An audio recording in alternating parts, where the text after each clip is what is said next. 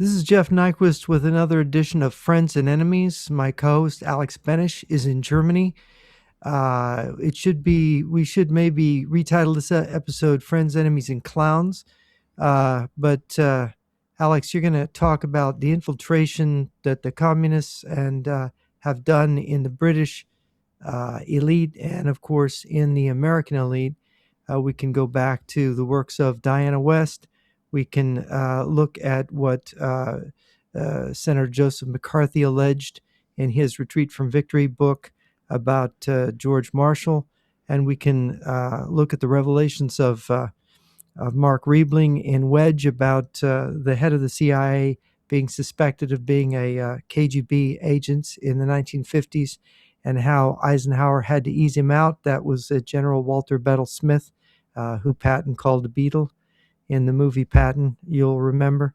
So we have a real problem because America's in a war right now with Iran, an undeclared war where Iran has closed the Strait of Hormuz and tankers aren't going through. And Trump this week closed the strait to Chinese and Indian and other ships that are buying Iranian oil. So it's double trouble. In the United States is facing a future financial catastrophe along with its allies because the Western trading system and the petrodollar are now being crucified by the event, which goes on and on. We're in a 2-week truce, which is going to end in a few days. So, Alex, what is this? What is all this? How does this all tie into what you're going to talk about today? Infiltration.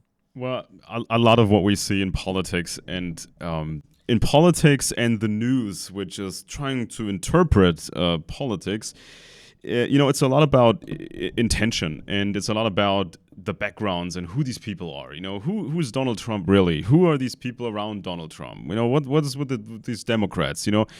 This person, that person. Who are they? What was their life like? Who financed their career, or who did whatever to get them to this point?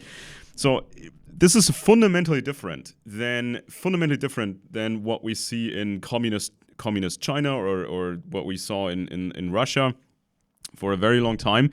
If you're over there, you know what the system is. You know that this is like a generational communist regime, and they train the next generation, and they train the next generation. And for a long time, when these communist regimes established themselves, they would do purge after purge after purge to get to that point where they can safely groom the next group of young men and women to continue this regime. So it's very ironclad over there. There were some people in the Soviet system who decided to become sources for Western intelligence. They all got killed. Almost all of them got killed because of the traitors we had over here. And some defectors actually made it out alive. But that's the situation over there. Over here, it's this maniacal chaos. You're talking about friends, enemies, and clowns. It's almost like a nut house sometimes. In the U.S., especially in Europe, who are these people? Just like this guy financed that guy, and that guy is kind of directing this guy. Who are these people? And strictly from an not just an who influences whom perspective, but strict counterintelligence perspective, is somebody working for the other side. And that's kind of a gargantuan task that we have to do. And especially when we talk about multi-generational sleeper cells. This is not just your typical KGB guys. Had a fake marriage, went over to Western Europe, then moved to Canada, and then moved to the United States, settled down somewhere on the East Coast, and played some normal characters, settling down, being protected against a background check because it wouldn't really turn up anything. And these sleeper guys, they were expected to recruit their own children to also become KGB agents, and then these kids were supposed to go to specific universities and join the government or some important corporation. But what about a grander operations? What about longer term KGB operations? Now, um, one of the biggest hunting grounds, I believe, one of the biggest hunting grounds for Soviet espionage was the American East Coast. You know, these old money families and these dynasties that grew generation by generation. Dynasties who oftentimes made their money with, you know, questionable means, sometimes illegal means. Not all of them, but some of them, and those families, they kind of put their money into creating these elite universities that became these cadre schools for not just these old families, but also some newcomers that are allowed into the fold. And so this was a perfect hunting ground for spies, and I think this was a program which was virtually identical to a program against the British upper class and British elite schools. You know, we remember the Cambridge Five, the infiltrations of MI5 and MI6, the intel agencies. We remember Lord Louis Mountbatten and his communist wife. Nowadays, Prince Andrew can shake his previous relationship with Jeffrey Epstein. We know Epstein had extreme Russian ties.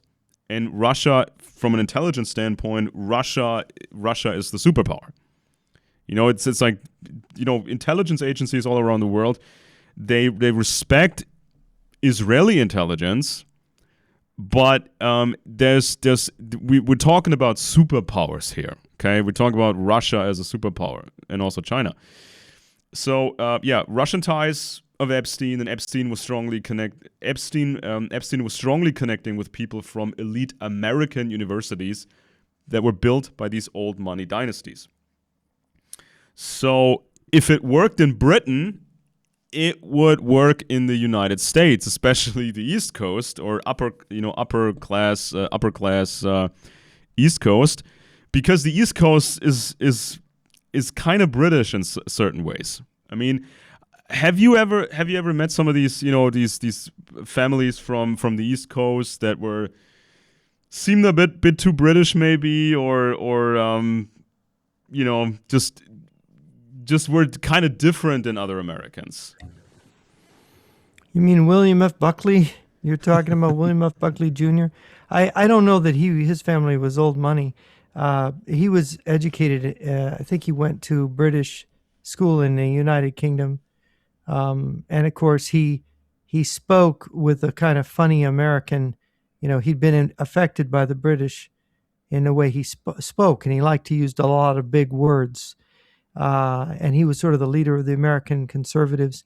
And you'll see this Anglophilia among the old Anglo-Saxon elite. Of course, Buckley was Catholic. He wasn't even really an Anglo-Saxon in that sense. He was a Catholic American, so of Irish background, like the Kennedys were Irish. So you know, the picture in America. Hang on, America we're talking about William. So we're talking about William F. Buckley Jr. William F. Buckley Jr. Yeah. Okay, so he went to Yale, right? He is famous for writing God and Man at Yale, which was his first book. He cozied up to Senator McCarthy early on. He ended up writing a sort of a critical novel about, you could call it a novel about McCarthy, in which Buckley is a character. He himself is a character in his own novel as a young William F. Buckley. Buckley, after he graduated from Yale, you know who he worked for? He was he had a short stint with the CIA. He worked in the CIA in Mexico. Yeah. He was a CIA officer in Mexico. So he had that background. Then I think it was in 1955, he came on board to found the National Review magazine, to be the founding editor. He remained there until practically his death, which was more than a decade ago. I think he passed away around then. But he, Buckley was a prolific writer. He wrote all the time, and sometimes his prose was incomprehensible. He very famously, would go out on his yacht past the 12-mile limit and smoke pot. And he was very much liked pot. Very unusual almost libertarian in some respects. But this was and like I say, convoluted prose, not exactly a clear writer, but very opinionated. He policed the right. He was the first in the conservative movement to go against publicly, really go against the John Birch Society and Robert Welch. Just around the time, I think it was in 1964, around the time that Barry Goldwater was running for president, which was a pretty critical election. Goldwater got beaten pretty badly by Lyndon Johnson because there was this feeling in the country at the time, and people knew Lyndon Johnson was corrupt. There was a feeling in the country at the time that John Kennedy, they were really sad about the assassination, and that Johnson was going to put through Kennedy's program that Kennedy really wanted to do, which was, I think, the Civil Rights Amendment, and they changed the immigration. They changed a whole bunch of things, went very liberal. But Buckley and the conservatives and the conservative establishment, the changes, you can trace it. You go to Henry Adams. Henry Adams was the grandson of John Quincy Adams, great-grandson of John Adams. They kind of represented the old Boston Brahmins, the kind of intellectual elite of Boston, of the Northeast. And of course, we know what happened to the Southern aristocracy in the Civil War. That was wiped out. The Southern aristocracy, their slaves were taken away, their bases of wealth and political influence were taken away. And you had you had Bedford Forrest and the KKK and stuff coming up afterwards, but he wasn't part of that. He wasn't really part of the old South aristocracy. He was kind of a self-made kind of guy. So you had a new South, and the South did retain some of the gentility and some of the aristocratic manners, and the South produced a lot of our culture. In fact, when people say victors write history, it's not true. The Southern historians have been so prolific in writing about the Civil War, they've completely changed the way everyone sees the Civil War, right? It's remarkable. And you've got, the great, maybe the most interesting writer on politics in the 20th century was Richard Weaver, a Southern agrarian, in his philosophy. But so you had the Southern aristocracy, conservatism, and you had the North. Well, what Henry Adams and the education of Henry Adams basically writes is they didn't need us anymore. And you've got Teddy Roosevelt. He was sort of the last of the kind of Northern elite, from New York, from a New York family, the Roosevelts. And you could say FDR was a degenerate form of that, who entered politics, and everybody in his family was like, politics, that's for awful people. You don't go into politics. You go into business, but you don't go into politics because all those politicians, they're just whores. But Teddy Roosevelt, he did it.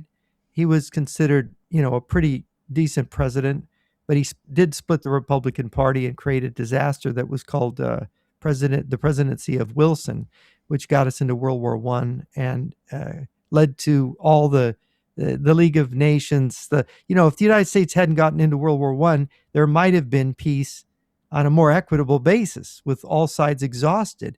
But we came in there and we ended up making it so that a peace was imposed on Germany that resulted in Hitler, resulted in World War II, resulted in all kinds of things.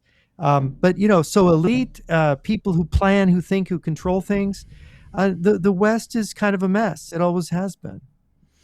Yeah, and so when we talk about these people like Buckley, I mean Buckley, he became a member of Skull and Bones at Yale. A Yale fraternity, which originated from Germany, I believe, was a German kind of secret society, right? Yeah. German vibe, very aristocratic, very kind of creepy vibe. By the way, it was very common in the 19th century for these people to send their kids to school in Germany.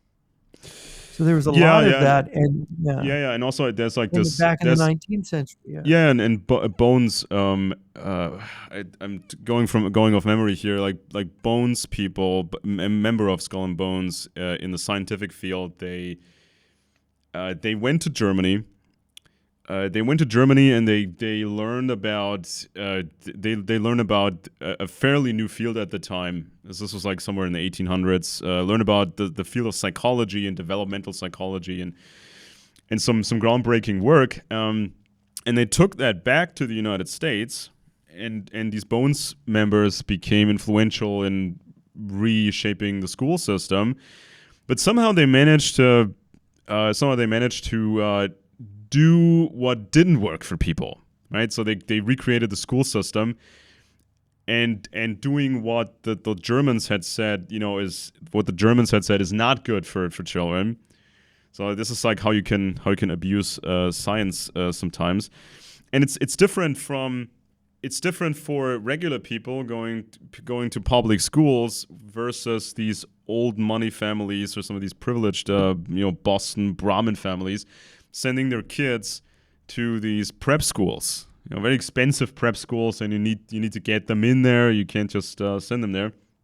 And it's almost like a very closed ecosystem. Now, such a more or less closed system, it's not completely closed, but it's not really open either. Such a system, it does remind us of what the British had created over time, and we know that the British system got infiltrated so hard by communist intelligence, because the communists would find students like at Cambridge, find students at Cambridge who were gay, who didn't quite fit in, didn't like their parents, or they would find somebody who was not as talented as their parents wanted them to be, but they were still ambitious, right? So it's like this typical recruitment process where you find possible targets, people who have something missing in their lives, and you can sort of give it to them in exchange for services. They would find these people, and sometimes a spy service like the Soviet one, they would get a professor in one of those universities. And so now you have somebody who is constantly at the university and can look out for students or maybe other professors that could be recruited in some way, shape, or form. Or you can recruit someone who is in one of those very special societies, student societies like Skull and Bones. And then also you have eyes and ears on the ground looking for people you may recruit. Now, obviously, these old money families, they sometimes did things in the past that were illegal or gray zone. And this, of course, is a prime target for Soviet intelligence. Now, every juicy bit of intelligence was worth a ton. One Soviet success could drag several further people into the net. Now, nowadays, we see powerful tech bros, these tech entrepreneurs who have government contracts hooked into everything. The Palantir software, Peter Thiel, who's a German essentially, they get these government contracts, they sell their software, and it's used for intelligence and warfare to figure out how to find the enemy and then how to allocate your resources. Very scary, to think of something like that as a target of foreign intrusion. And we've seen some of these powerful tech bros, we've seen them pushing a pro-Russian line time and again, not 100% conclusive why they were doing that, but we've seen some of these powerful people pushing a pro-Russian line, and some of them had contacts with Jeffrey Epstein, and Epstein had all these Russian contacts, and this is where it gets really, really serious. Now, the tech bros wouldn't be anything without specific universities and the contacts that come with it. So when you are at a university and you're like a whiz kid and you're known, you can rub shoulders, this is when you get investors on board, this is when you get people noticing you. And then some of these guys, they create PayPal or they create something else. Some of these expensive universities, they had been built by old money dynasties, like from Boston, or oftentimes from Boston. And the Epstein scandal showed us, with all the data we got, showed us that these universities were targets of Epstein. Like a lot of important people from these universities had Epstein ties and were involved in something or the other. This is how Soviet intelligence would look at this as a hunting ground. You get into the universities, you get into the old money circles, and then one thing can lead to the other. If you have someone who secretly works for you, you can have other people that work for you help that guy become a bigger thing and maybe get government contracts. This is just how the game is played. So all the big names, all the big university names are intimately tied to the Epstein scandal. We've seen some of the Epstein emails. got involved in science. He was Yeah. financing scientific research, interested in different things. And of course, I suspect if he was operating a spy ring, which is what it's considered, a honey trap spy ring, and of course, if what we're hearing is correct from the redacted part of the files that we're not seeing, he was moving a lot of money through Russian banks. And he had a Russian bodyguard, he had a Russian driver, he had a Russian right-hand assistant. It seems like that's who he was working for. So stealing scientific secrets out of our universities would have been something that he would have done. So, and this is why the video files, which were found in Epstein's possession, the blackmail files that they got a hold of, showing the faces of different people. It's important that we understand who was blackmailed by this. And the And fallout. it is science, it is universities, in addition to political people and Yeah. economic, giants and so And on. the fallout, we've seen this over and over in the Cold War, right? When let's say somebody who was very high up in German intelligence in the Cold War, some really high up guy gets exposed as working for the Soviets. Somebody who was in charge of counter espionage, counterintelligence, is revealed to work for the other side. And so then the damage control was so vast that German intelligence and their American partners, they did a post-mortem analysis, and they said, we can basically throw away 10 years worth of operations. 10 years worth of everything is compromised. Now, in today's world, things are always getting bigger and bigger. If you have a software that's in everything, if you're making, the big chips that are in everything, the big operating systems that are in everything, if you're in a specific position and you've seen all this data, you heard all this data from your colleagues and from your contacts that you know privately, there could be breaches that are catastrophic. That would shift the balance of power, and this is why this game is so important. Now, Elon Musk was inquiring about the wildest Epstein parties. Now, that doesn't tell us that much at this point specifically, but we know it was there. And we also saw the involvement of Peter Thiel with Epstein.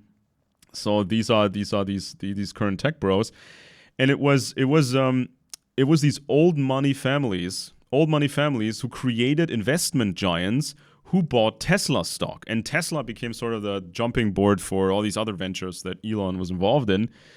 Here we have Vanguard Group holds over 250 million shares of Tesla stock as of the middle of 2025, value of over $85 billion. Then there is BlackRock, the world's largest asset manager, holds nearly 206 million shares of Tesla stock as of last year. So this is kind of like a thing that was. It wasn't just the espionage. It wasn't just, okay, there are these old money circles that we can infiltrate. It's also, when you get into these circles, you can figure out some stuff that you can use in the public. The super valuable stuff you use quietly for influence, for recruitment, for whatever. But there was some of the stuff that you could use publicly to supply the political left, to tell them, look at these Boston families or some other families. Look at these people. Well, all the stuff they've been involved in, how they really made their money, how they squashed the competition, how they, underpaid the workers, how they left all the way to the bank. And so this became like a big problem for the credibility of America and for the credibility of capitalism and individual rights and individual property. This was certainly also used in public. As we said, some powerful American families became dynasties, acted sometimes too much like British aristocrats, and seemed to copy some things from the British Empire. Some of these families made dope money from the illegal opium trade a long time ago. And so then they would convert this money into other business ventures, and also put the money up for these universities that became, breeding ground for the next generation of students, and also became a hunting ground for Soviet intelligence. And some of these old money families, they ended up financing the Western left. Sometimes they would turn left for some reason. Especially when we're talking about Harvard, some of these universities, they dabbled in the left. Some of these families had powerful deals with the USSR, and some of these families had powerful deals with communist China. Companies like Bechtel. This was kind of a big giant corporation. Some people in Bechtel were once in the CIA, that whole Yale circle or skull and bones circle. And then, of course, some people have looked into these old times, and usually these authors, a few of these authors are ever really objective. A lot of people that write about old money families and how they made their money, a lot of these authors are very far to the left, or pretend to be not extreme left, but they really are. There was the author James Bradley. He wrote The Imperial Cruise, and he wrote about some of this opium money. And when you have families like this, when they made their money with opium, with China, a long time ago, what other things are these families doing? This is kind of like the pure gold for Soviet intelligence. If you can send your spies to these people, you party with them, maybe you become their assistants, maybe you can find something that you could actually use. And this is what makes... the Kennedys, there was bootlegging their money. Oh, God, yeah. Irish whiskey, right? There's a lot of people who get a leg up by doing things not exactly by the book legally. And of course, if you've got wealth based on some dirty secret, your ancestors were smugglers, whether it's smuggling liquor during Prohibition or opium during the Opium War. This is really were the get rich quick schemes of fairly bright, adventurous people of 200, 150, 180 years ago. And we forget about that. The Buccaneers. Now, with the way things work, if somebody like Trump could be a billionaire, right, with his cognitive deficits, we know he's probably got frontal lobe compromise from senility now, but he was never entirely balanced as a person. A strategy, judgment. It was instinct. It was pure instinct. He doesn't have a thought process. He has instincts. And a lot of them are narcissistic. And of course, narcissists have very finely tuned instinct for enmity and exploiting other people. That's partly what they do. So that's what he was operating on. And of course, these kind of predatory people, they are successful in business and politics because they cut corners, because they break the law. And so if you've got that in your financial elite and the Soviets are going after you with the KGB, they're going to sniff you out pretty fast. I would think, with their Yeah, normally, psychological profile. and normally when you have like an enclave somewhere, this, for example, the East Coast, if there's certain neighborhoods that are secluded and this is like very exclusive membership and such, usually what happens is there's like important people they all know each other, they're all kind of related to each other, so this includes district attorneys and judges and police chiefs and that sort of thing. And this sometimes is abused heavily, to protect. This is sometimes these family connections to judges and police chiefs. This is abused sometimes heavily to protect wrong people that have done something illegal. This may be something basic like somebody from a younger person or not so young person from an influential family, drunk driving, hitting someone, injuring someone, and this is all hushed up, right? Or even drugs. There may be even drugs involved in this accident, and this problem is made to go away, because of relations, right?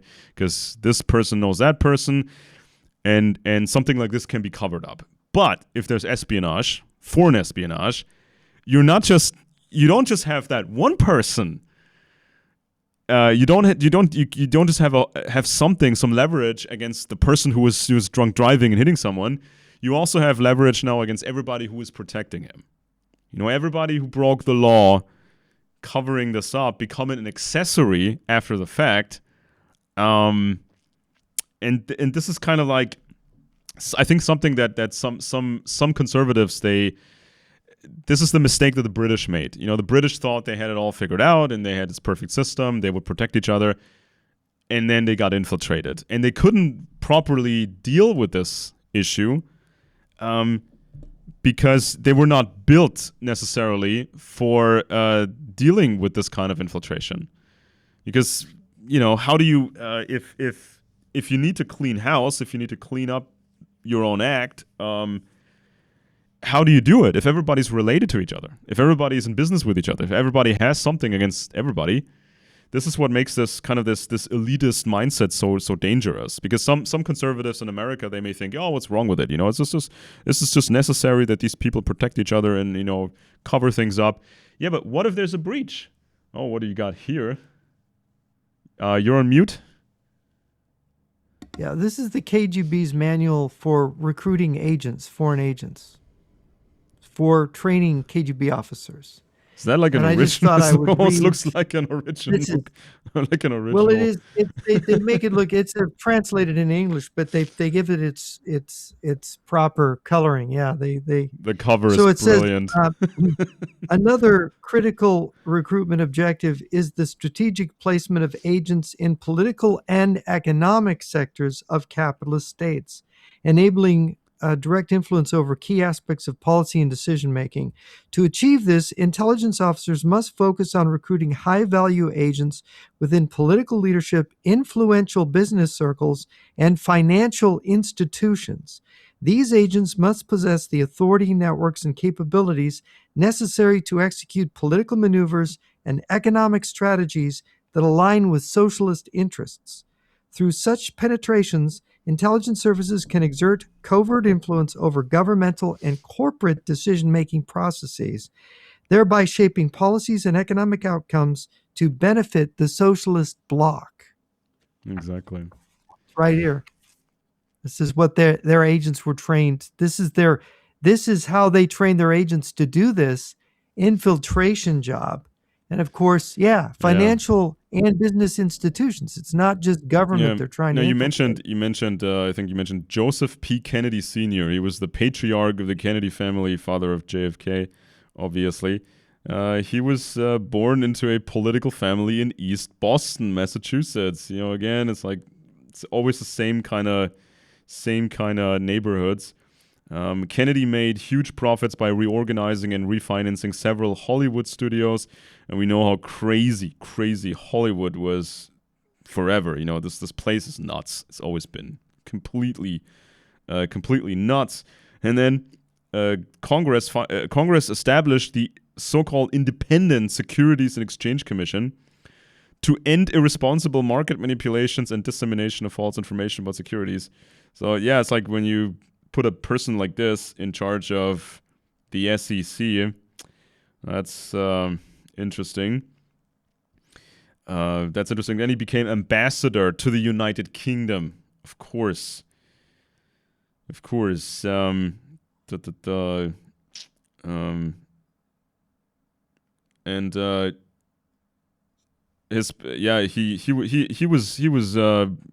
he was not so popular with the British over there because of his opinions. His pessimism on the prospect of a feared German invasion of England was reflected in that in 1940 the U.S. Embassy advised the 4,000 Americans then living in Britain to return home as soon as possible. So, and he was also... he reflected, he was being an Irish American, and people have to understand, Irish Americans, especially back then, were not they were not lovers of the British. Now, why Joseph Kennedy wanted to be ambassador to England, that was a fixation. He gave a lot of money to FDR. He gave a lot of money to put FDR in the White House, and he expected FDR to make him ambassador to the court of St. James. And of course, he ultimately did. And of course, I met James Roosevelt in 1985, and he told the story, which he thought was hilarious, of how Joseph P. Kennedy became ambassador to England. And the story was that Joseph P. Kennedy finally was fed up. You've put me off for years. I've given you all this money. You have to make me the ambassador to the court of St. James. So Roosevelt said, all right, take your pants down. And this is the son of Roosevelt, who was his chief of staff at the time, telling this story. Joseph P. Kennedy's like, what, take my pants down? Well, in the court of St. James, you're going to have to wear those leotards, and I want to see what your legs look like, and who I'm going to send to represent, what are your legs like? And so he actually pulled his pants down to show FDR his legs. And then he said, all right, I'll make you ambassador. Get out of here. God. So he left, and James Roosevelt said, Father and I were, he called FDR father. He said, Father and I, we were in stitches after he left. They were just howling with laughter because they'd really done this. I mean, this is sort of the cruelty. This is sort of the it isn't the first narcissist, psychological sociopath that's in the White House. FDR was one. But that's the story of how he got there. And of course, he wasn't very successful. They had to replace him eventually. But this is something that Soviet intelligence learned from older time, or learned from older chapters in history. When some of these aristocrats, I mean, not all of them were the same. Not all of them were bad. Not all of them had crazy kinks and super crazy kinks. But this was like a common thing in Europe. Aristocrats, they would get their way. They could use the population how they saw fit sometimes, but word traveled around. So some of the servants, they knew things. Servants, they saw things, and some of these families, especially families that kind of became part of the British Crown because it's like this huge cluster. They got protection for being homosexuals, for going after some of these German dukes and counts, and they would go after the young boys, the stable boys, and people in the vicinity. They all knew about it, and so if you get these kind of secrets, you can make use of them somehow. And the same goes with these American families. Sometimes you could use that. Now it says here, according to the U.S. National Archives, in London, the American ambassador and his wife, Kennedy, the old Kennedy, soared to the heights of British society. So some people actually liked them, maybe. In the spring of 1938, the couple luxuriated in the warmth of English hospitality, hobnobbing with aristocrats and royalty at the many balls, dinners, regattas, and derbies of the season. The highlight was surely the April weekend that they spent at Windsor Castle, guests of King George VI and his wife, Queen Elizabeth. Oh boy.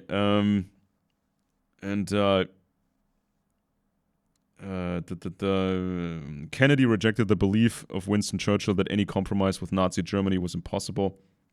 He supported Prime Minister Neville Chamberlain's policy of appeasement. So yeah, another Boston family there, and so yeah, so of course people wrote these books, like books such as The Imperial Cruise. The book contains some info about the Cabot, the Cabot family of Boston, and this also ties into Harvard, which became a hunting ground, and powerful Harvard people or Harvard alumni are now tied into the Jeffrey Epstein scandal. So one of these Boston Brahmin families, also known as the first families of Boston, the Cabots, the Cabot family, they even have a coat of arms, and this family descended from John Cabot, born in 1680 in Jersey, a British Crown dependency. Family name can be traced back a couple of hundred years backwards, so like the 1200s. Several Cabot family members got into politics, became senators. I think they even sometimes ran as vice president or something. And they used to be, the Cabots used to be Republicans. They used to be conservatives, and they endowed Harvard with opium money.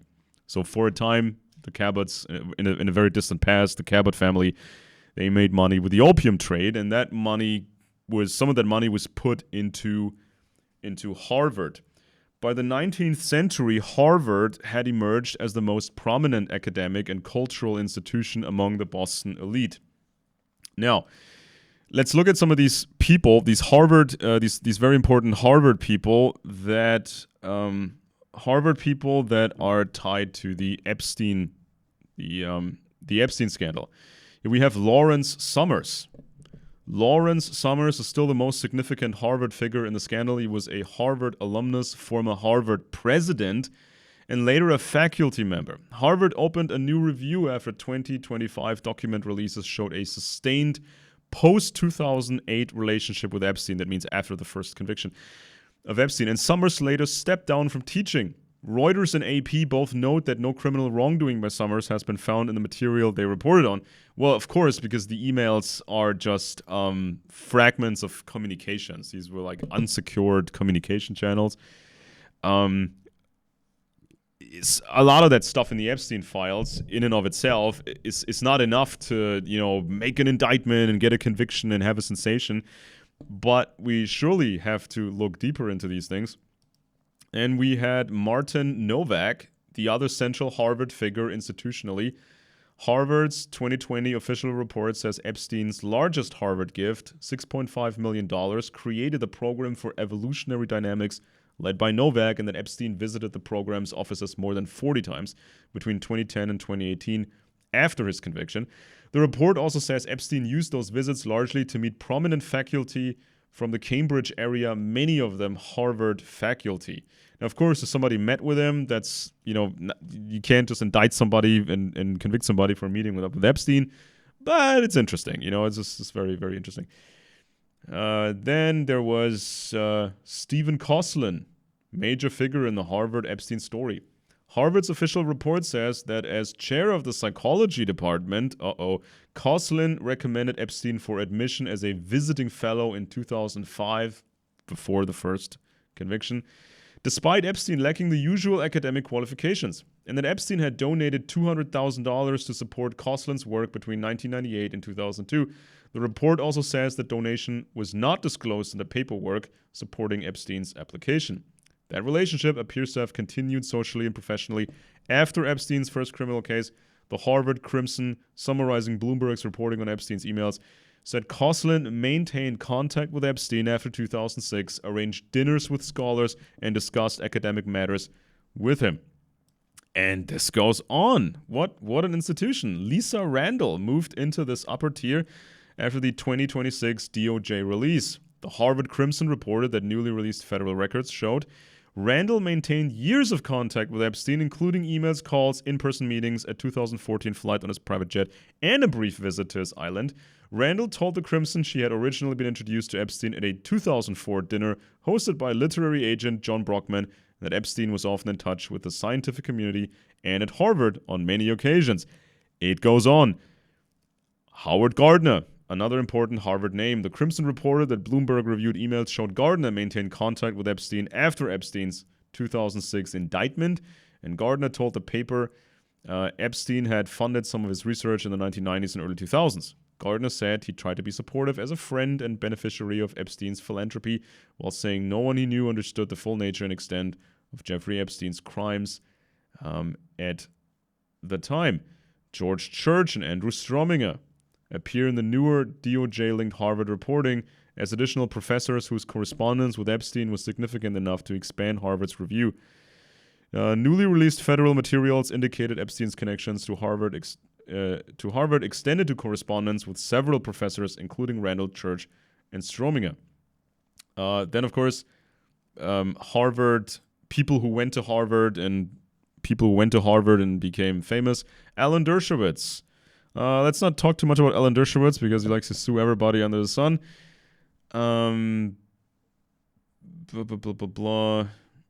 Yeah, so Alan Dershowitz, Henry Rozovsky, David Gergen. Both men were among the prominent Harvard figures who attended or were associated with Cambridge seminars hosted by Epstein, and Rozovsky later said he attended a couple of sessions and lost interest. Derek Brock, while serving as interim Harvard president, Brock stood by the principle that the university did not have an obligation to investigate each donor and impose detailed moral standards. So they just took the money. Drew Faust, Michael D. Smith. Harvard's official report says that after Epstein's 2008 conviction, Faust decided Harvard should no longer accept gifts from him. And there's more. Elisa New, Harvard English professor emerita, Larry Summers' wife, became significant in the fallout. So the reporting says Epstein donated $110,000 to a nonprofit tied to Elisa New. New sought Epstein's advice on a project connected to that nonprofit after Harvard had already stopped accepting his gifts directly. And several major Harvard donors entered the picture. Andrew L. Farkas, Leslie Wexner, Gerald Chan. Leslie Wexner's significance to Harvard. I mean, what kind of an institution is that? This is like, that's Harvard, you know, the high-flying university. Harvard received almost $9.2 million from Epstein between 1998 and 2007. Okay, so that's a staggering number of professors and the heads of the universities and some other faculty members and more guys and more guys and more guys. All these people that took money from Epstein and kind of oftentimes hung out with him. And we know that people that go to Harvard, there's a higher chance that they become important and they have access to important information, or they have security clearances, and all that stuff, right? So what was your, before all that broke about Epstein, what was your view on these institutions like Harvard? I mean, it sounds great, Jeff, to have that on your resume. I went to Harvard, but what were you thinking about Harvard in these places before this Epstein scandal? Well, you know, being in graduate school, academia is its own kind of place. There's an American historian, Smith, Page Smith. He wrote a book called, I think it was called The Death of the Spirit. I may have the title a bit wrong, but it was a history of the American university. A lot of people don't realize, you know, Harvard and Yale, they started out as seminaries for training pastors. That's what they started. They were religious schools. In fact, education in the United States through much of the 19th century, 18th and 19th century, was, you know, private colleges with a denominational religious focus.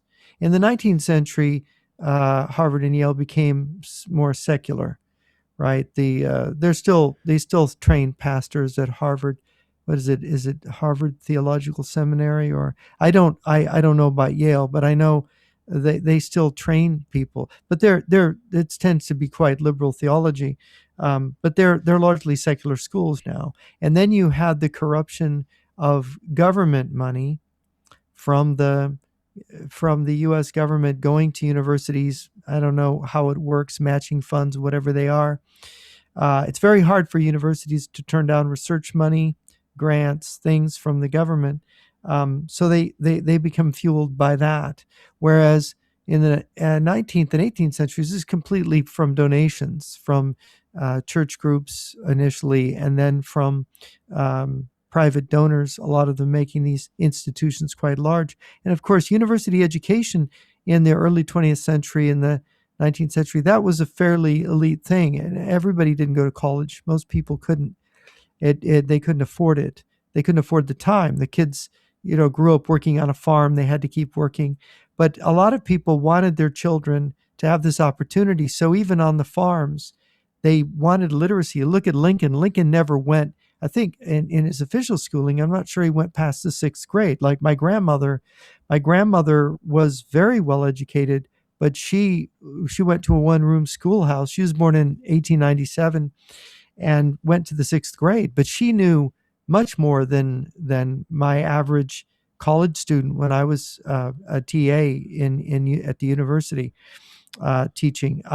She would put them all to shame. Her spelling, her grammar, her command of history, knowledge of geography, it didn't match what people who were allowed into our universities. So it's become a watered down joke. Everybody's entitled. What was it Obama said? Everybody should go to the university. Yeah. Well, that's ridiculous. I mean, it's an academic learning.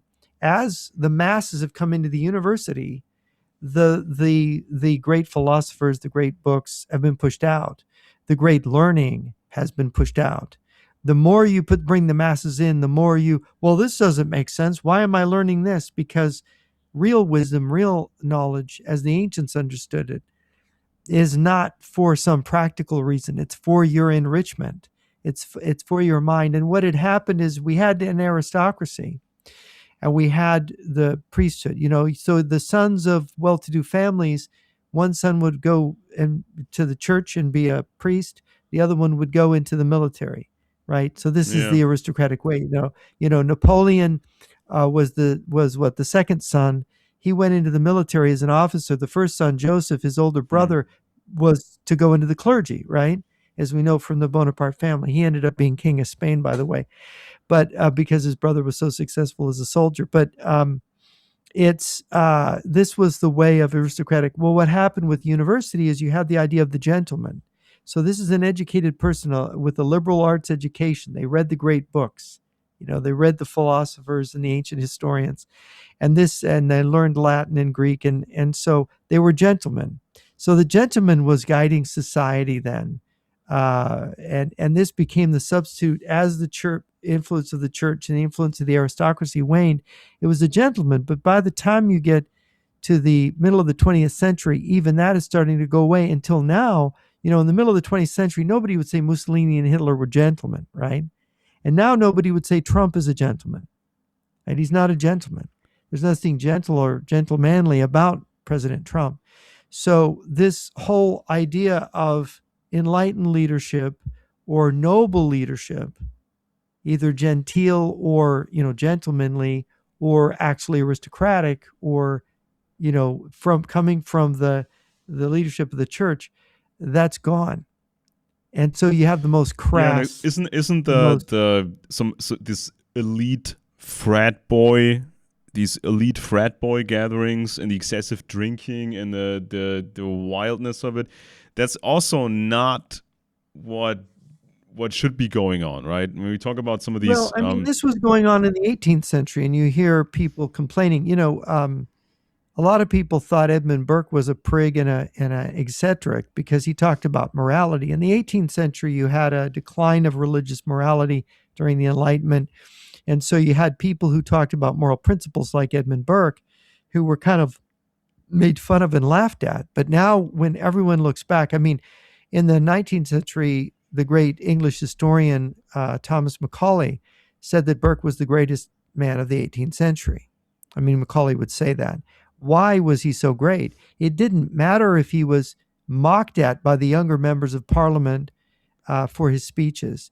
Nobody remembers those other members' speeches. Everyone, there's books full of Burke's speeches. And, Burke said about the American Revolution, he said, you're already control their trade, and now you're going to tax them and control their trade. They're going to revolt against you, and you're going to lose the most valuable part of the British Empire. And of course, he was right. He predicted it all. We did revolt. The Americans did, and the British. I mean, imagine if we were still part of the British Empire. I mean, the British Empire would be such a superpower, so great, so unchallengeable, But it wasn't so, because they didn't. So greatness of mind, always, even in times we think of them as having it, being more together back then, and they were, but now it's all gone.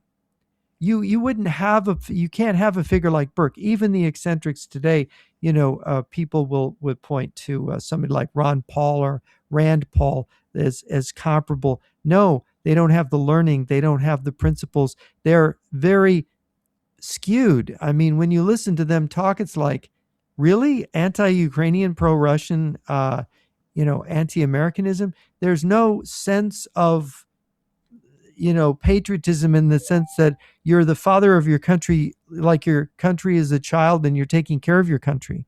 You're looking out for your country. They've got these weird principles that turn against themselves.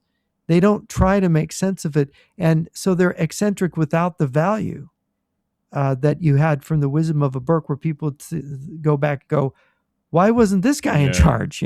Why didn't this guy?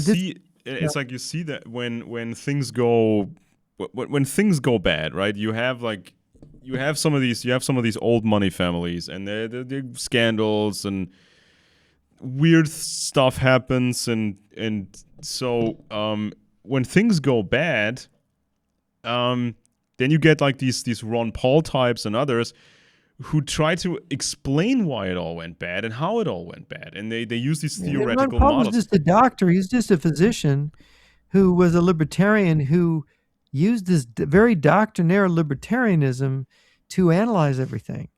And this because people could pick up Ayn Rand or they could read Ludwig von Mises and think they were understanding it. They were following that and saying, oh yeah, stuff is right. But they didn't. It was a little bit over their heads, and they were repeating what they didn't really understand. I think that's true with Rand Paul. Yeah, it's like you can't replace a professional analysis of what happened. How these things developed in the U.S. and elsewhere in Europe. You cannot replace a professional analysis with simple slogans and standard baseline, silly conspiracy culture. There's a huge difference between those two. There's a very big difference between those two. And also you can't have a thumbnail, version of Austrian economics and sort of Atlas Shrugged in your pocket and go forward with that, because the intellectual, as interesting as Ayn Rand's writings and books are, and they are interesting, and people should pay attention, they're not a substitute for classical education, where you suddenly understand so much more about the human condition that Ayn Rand understood. Complaining about government overreach, that's the easy part, and complaining about the taxation and overregulation, that's the easy part. It's like I see libertarians congratulating each other and congratulating themselves for doing the easy thing and saying, man, that's bad, that's just terrible, and it's getting out of control, it's already gotten out of control. It's like the easy part, but not even libertarians can really get along with each other, because there's so many different types of libertarians, and you saw Ayn Rand, she was more like, in her books, like what was it, Atlas Shrugged, there's like this super class of entrepreneurs like these robber barons, or they're like modeled after real life robber They're the barons, and some of heroes. They're the these heroes, old money, because they have these old money guys, these old money families, and they're well, they're hailed not as. old money. She believed in entrepreneurs. She didn't really believe in old money. She Yeah, but believed in it's like if you look at the the Vanderbilts, if you look entrepreneur. at the Rockefellers, Yeah, but she it's wasn't. not just Her self-made guys. It's her like they, book her books wasn't her books weren't about that. Her books didn't praise the old capitalist establishment. She believed in an entrepreneurial genius that creates innovation, and that was her thing. That's what they worship. Why the tech people are so much into Ayn mm, Rand, when you or somebody like Elon Musk, why they look to that, because her heroes were guys who were self-made, and they were people of genius, business geniuses, creators of wealth. Creation. It was all about creation of value, right, and wealth. And of course, she got a lot of her ideas, from Ludwig von Mises and the Austrian school. So people who would read Ayn Rand, they would then go to the Austrians and read them, but they wouldn't. If you don't study as a social scientist and study philosophy and also study the classics, and then you read Ludwig von Mises, you do not understand how these abstractions work. This is what all the people who the libertarians get wrong about the Austrian school. They don't realize that the principle, and Ludwig von Mises wrote about this in his methodologies. They never bothered reading the methodology. Austrian economics is based on methodology of ideal types, which also Max Weber, the famous political scientist and economist, used. And von Mises and Weber actually met and discussed it at one point. But it was a reasoning by ideal types. That is, it's a form of rational, it's a theoretical deductive. model. It's like a It's theoretical model, theoretical well, mechanisms oversimplified. right. When you talk about these, you create these concepts to describe economics. But when you create the concepts, they're pure concepts. But in reality, like for example, free trade is an idea. Free trade. It doesn't exist in reality. It's never Yeah, existed.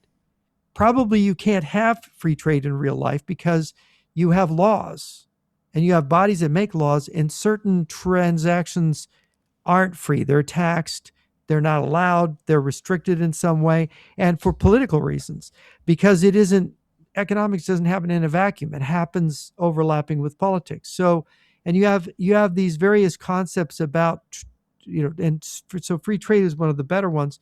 So all these people, they read Ludwig von Mises and they believe in free trade.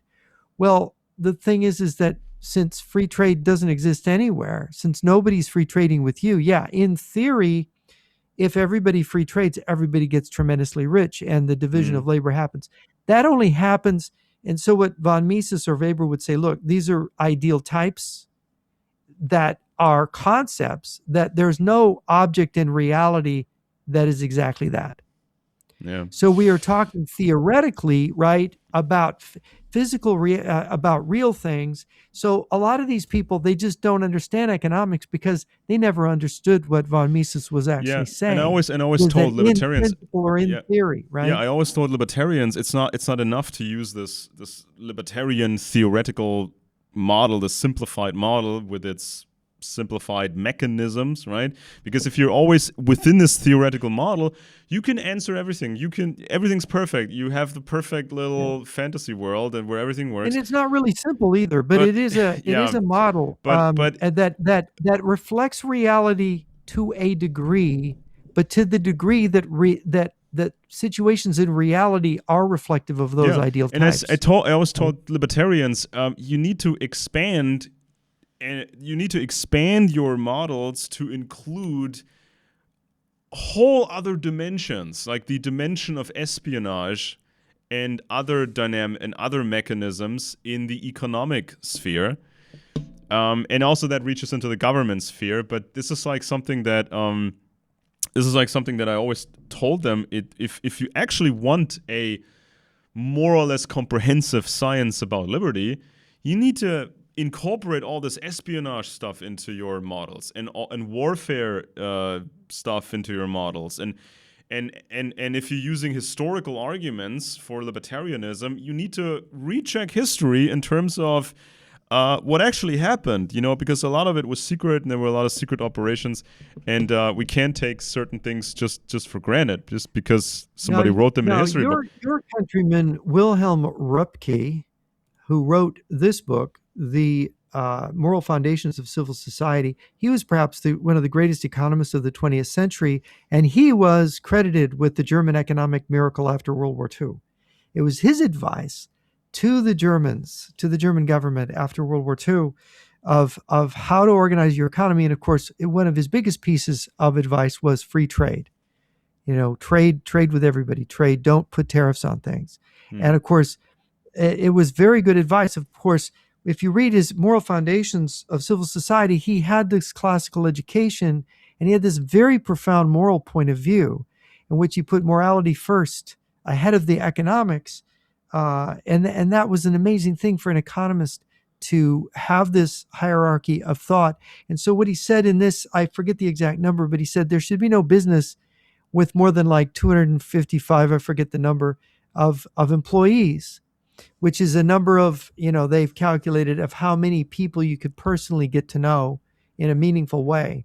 And so with the exception of certain industries that would have to have more people, he believed in putting limitations on industry for moral and social reasons of responsibility.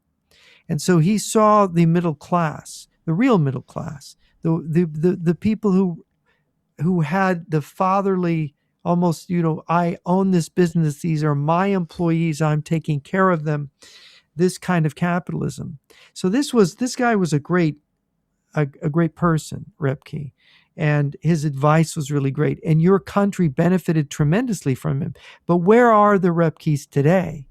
Where are these thinkers? You look around, and you've got somebody like Neil Ferguson, right, who's sort of wrote the history of money, basically, and became famous doing these political economic kind of histories. He wrote the history of the Rothschilds, for example, if you've seen that. Yeah, I read one of those volumes.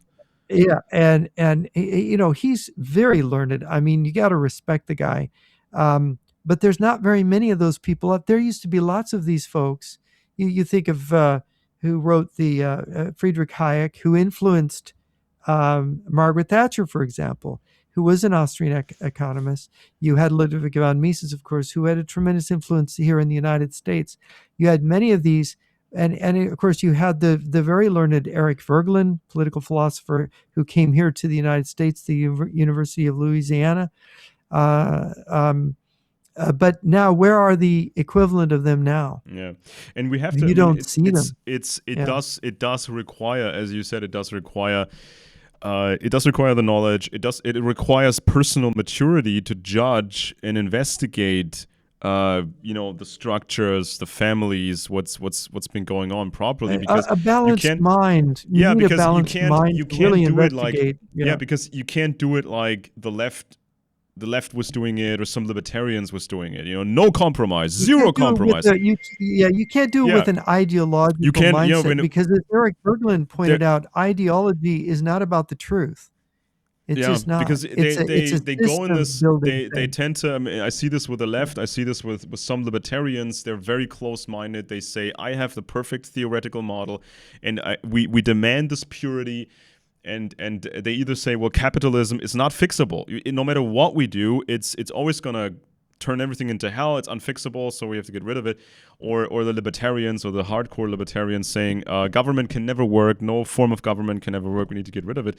And this is when we talk about some of these old money families and some of the problems that came with it. Just like the British had these massive problems. It's like you have to be fair. You have to be objective, because in the past, the world was oftentimes different.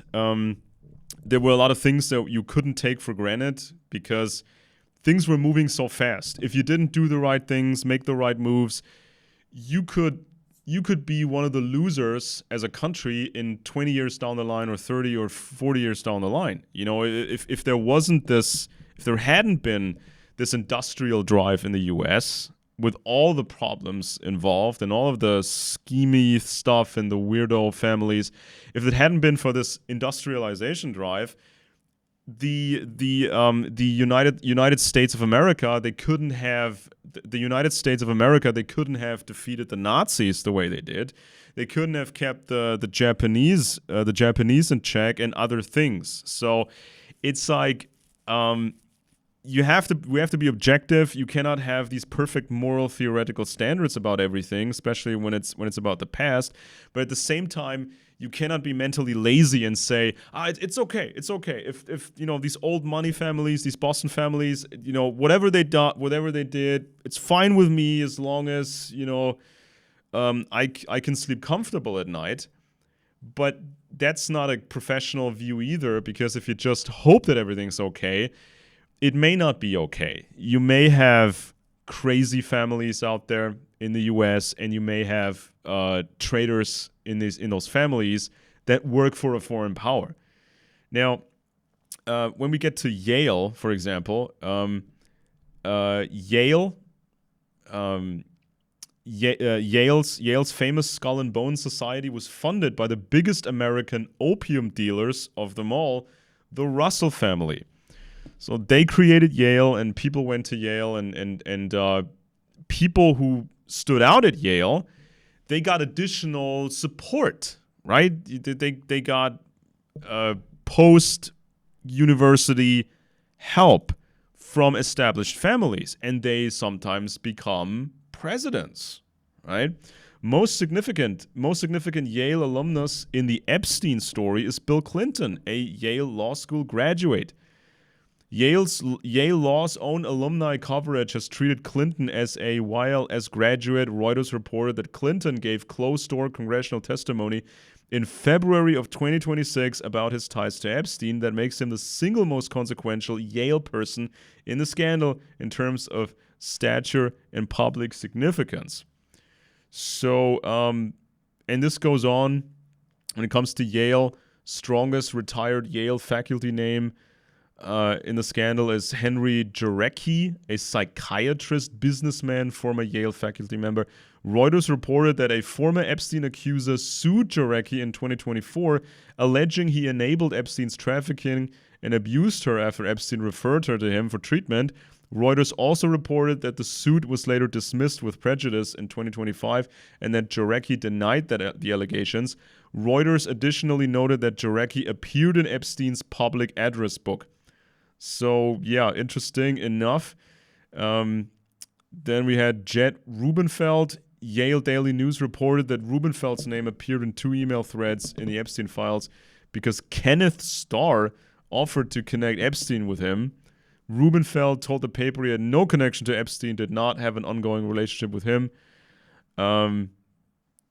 Then Yale Daily News reported that Epstein's 2003 birthday album included notes from 3 former Yale faculty members and other Yale affiliates. Paper's search snippet specifically identifies Mortimer Zuckerman, who once lectured at Yale, Lee Smolin, former assistant professor at Yale, and Henry Jarecki among those Yale-affiliated contributors.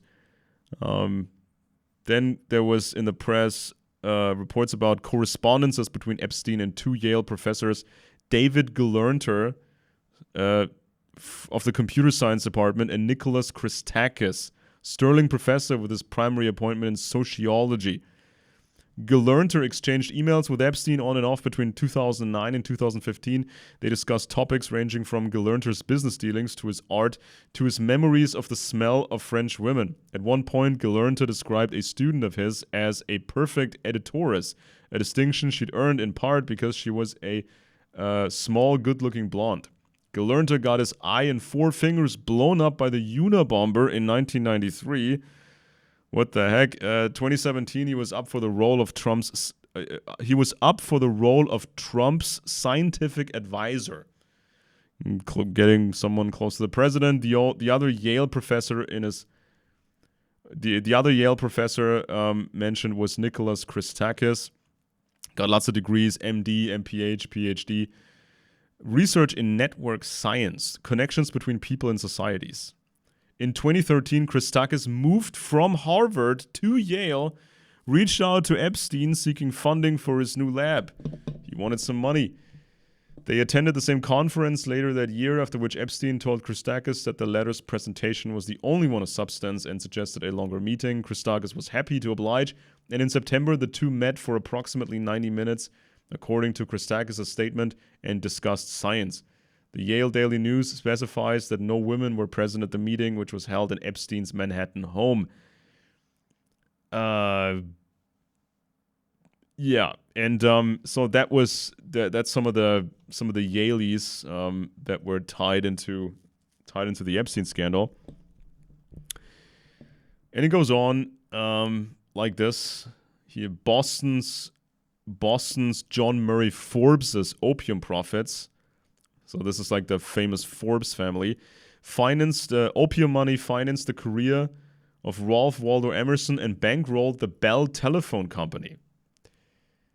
Telecommunications industry. Thomas Perkins founded America's first commercial railroad. So that's another one of those Boston families. And the very namesake of Yale University, Elihu Yale, was an official for the British East India Company.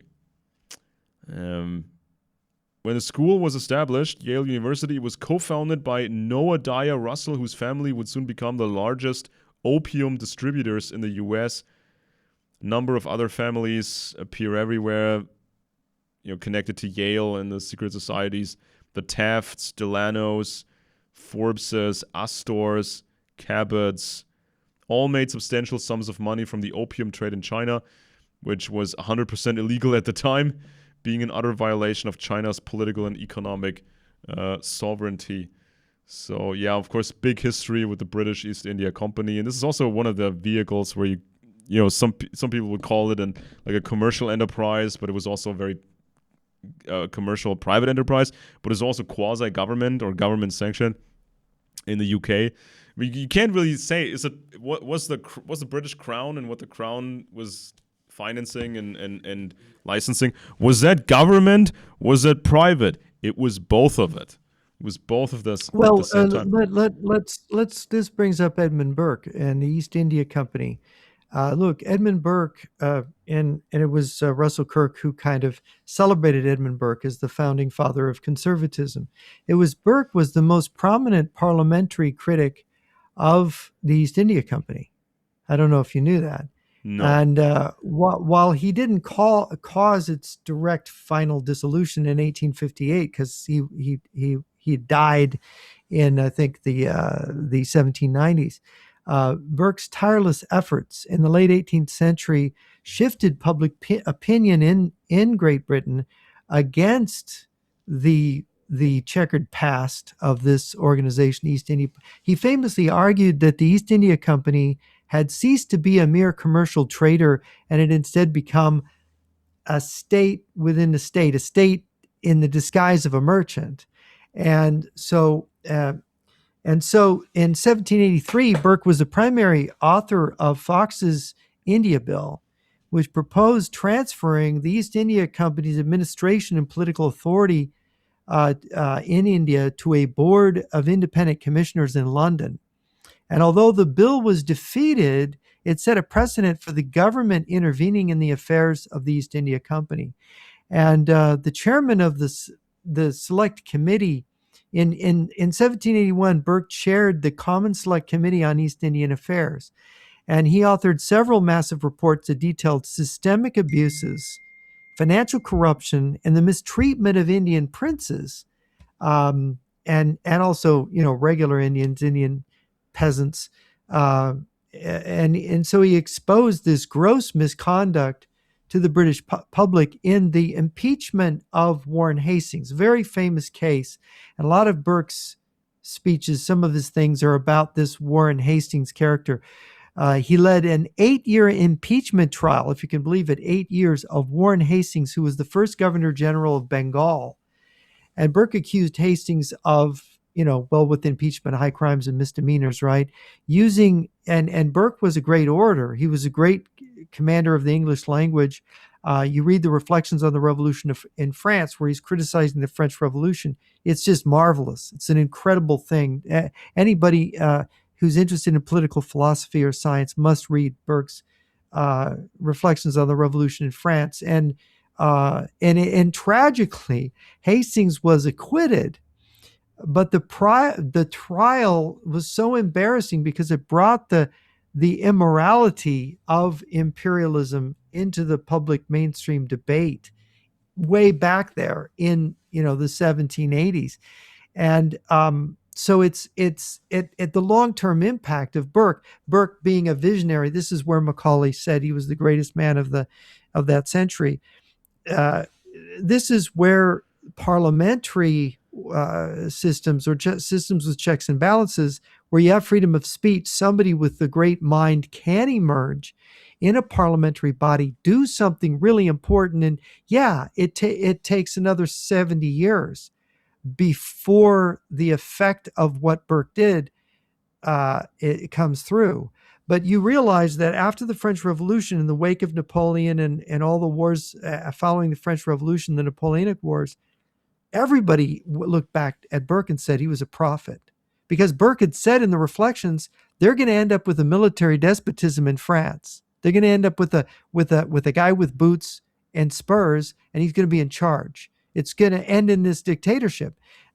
Burke saw that. He predicted the terror. He said this is going to end in a disaster, the French Revolution. Somebody with that kind of prudence, and that's what you want in politics. And so a lot of English politics in the 19th century was influenced by Burke, was an ever-present influence, intellectually, spiritually influencing them. So it's possible for a person to live out their whole life, be mocked, be unsuccessful, failed in the impeachment of Warren Hastings, failed to get the India Bill passed, and yet end up being the person who had the greatest influence over the next 100 years, and certainly influenced the American conservative movement through Russell Kirk and his books on conservatism. And of course, Russell Kirk is kind of the intellectual adjunct to William F. Buckley in the American conservative movement. So the influence is tremendous. And of course, every time you have a revival of learning, which is very important, people reading these things, people understanding them deeply, they're affected, and it has a moral and a practical prudential effect, because prudence, one of the four cardinal virtues, is practical wisdom. And that's what you bring to politics. It's not the airy-fairy, libertarian, Gulch and Atlas Shrugged. It's the actual deeper influence of people who said no to great power, who, you were talking earlier about government, the power of government, and we're talking about the power of these elite families using government. There always has to be a check on these people, because if they become irresponsible, corrupted by their wealth and power. This goes back to Polybius, talking about how elites become corrupt. You have to have something to bring them back from the edge. Yeah. Whether it's a Vespasian who wipes out the elite of Rome in the revolution that followed the death of Nero, and remakes Rome, makes the golden age of the Roman Empire possible, brings Cicero and the great, more moral thinkers forward to educate new generations of Romans, or whether you have this conservative Renaissance in America or in Great Britain in the 19th century, the reaction to the French Revolution. We have it. It's always carried in the germ of the mind, literary way. But the problem is with these phones that we have now, people don't absorb from a screen unless you read and study and think, what does that word mean? I'm going to look up that word. Unless you're really focused on really trying to understand these great minds, your mind is dwarfed. And this is what it is. We had each generation getting more learned, and now we're going effectively towards post-literate society. Yeah. And basically they're and always, every time somebody proposes some like really really dumb idea or some really dumb hypothesis, and by dumb I mean simplistic, unprofessional, not knowing the material, not knowing the topics, but they think Looks they got like it all. Trump and his cabinet and the way they govern. They It's a think perfect example. Or or Keir Starmer. influencers, they say we got this case figured out, we can explain exactly how it all went down, and they're not even familiar with the literature on the topic they're discussing. They haven't even done the basic work on that. It's like me trying to talk advanced chemistry. I have zero clue about chemistry, so that's why I don't talk about advanced chemistry, and I surely don't propose Right. I can turn the tables on advanced chemistry because I have it all figured out. If you've read something and thought deeply about it, you have something Yeah, to say, and it's and also let other people say, hey, wait a minute, that might be interesting, or let's criticize it and get to something better. yeah, and We even have if I through this discussion an improvement of how yeah, we think and about things. I wouldn't become an expert on advanced chemistry if I listened to comedians talking about their idea of advanced chemistry. Oh, good grief! I could listen to spend years and years and much of my free time listening to stupid nonsense about advanced chemistry, which is not true, no quality, garbage. I still would not be great at advanced chemistry, even though I spend years and years and years listening to people talk about these things. So this is like a comparison. And so when people propose, some simplistic idea, it's about government, about the grand conspiracies of everything, and this hypothesis is so simple. I tend to say about that. Have you considered that the system that you're describing, or part of the government or the business elite, old money, whatever, the people that you describe, they have some of the smartest human beings on earth working for them. Do you really think they would, do you really think you could grasp and compete? You could grasp what's going on and you can compete with these people? I mean, this is like a tall claim to make when you say, oh, I got them all figured out. They built this conspiracy forever and I could unravel it just by using some old conspiracy books that somebody, put up on the internet, or some people talk about some bad conspiracy books from 40 years ago.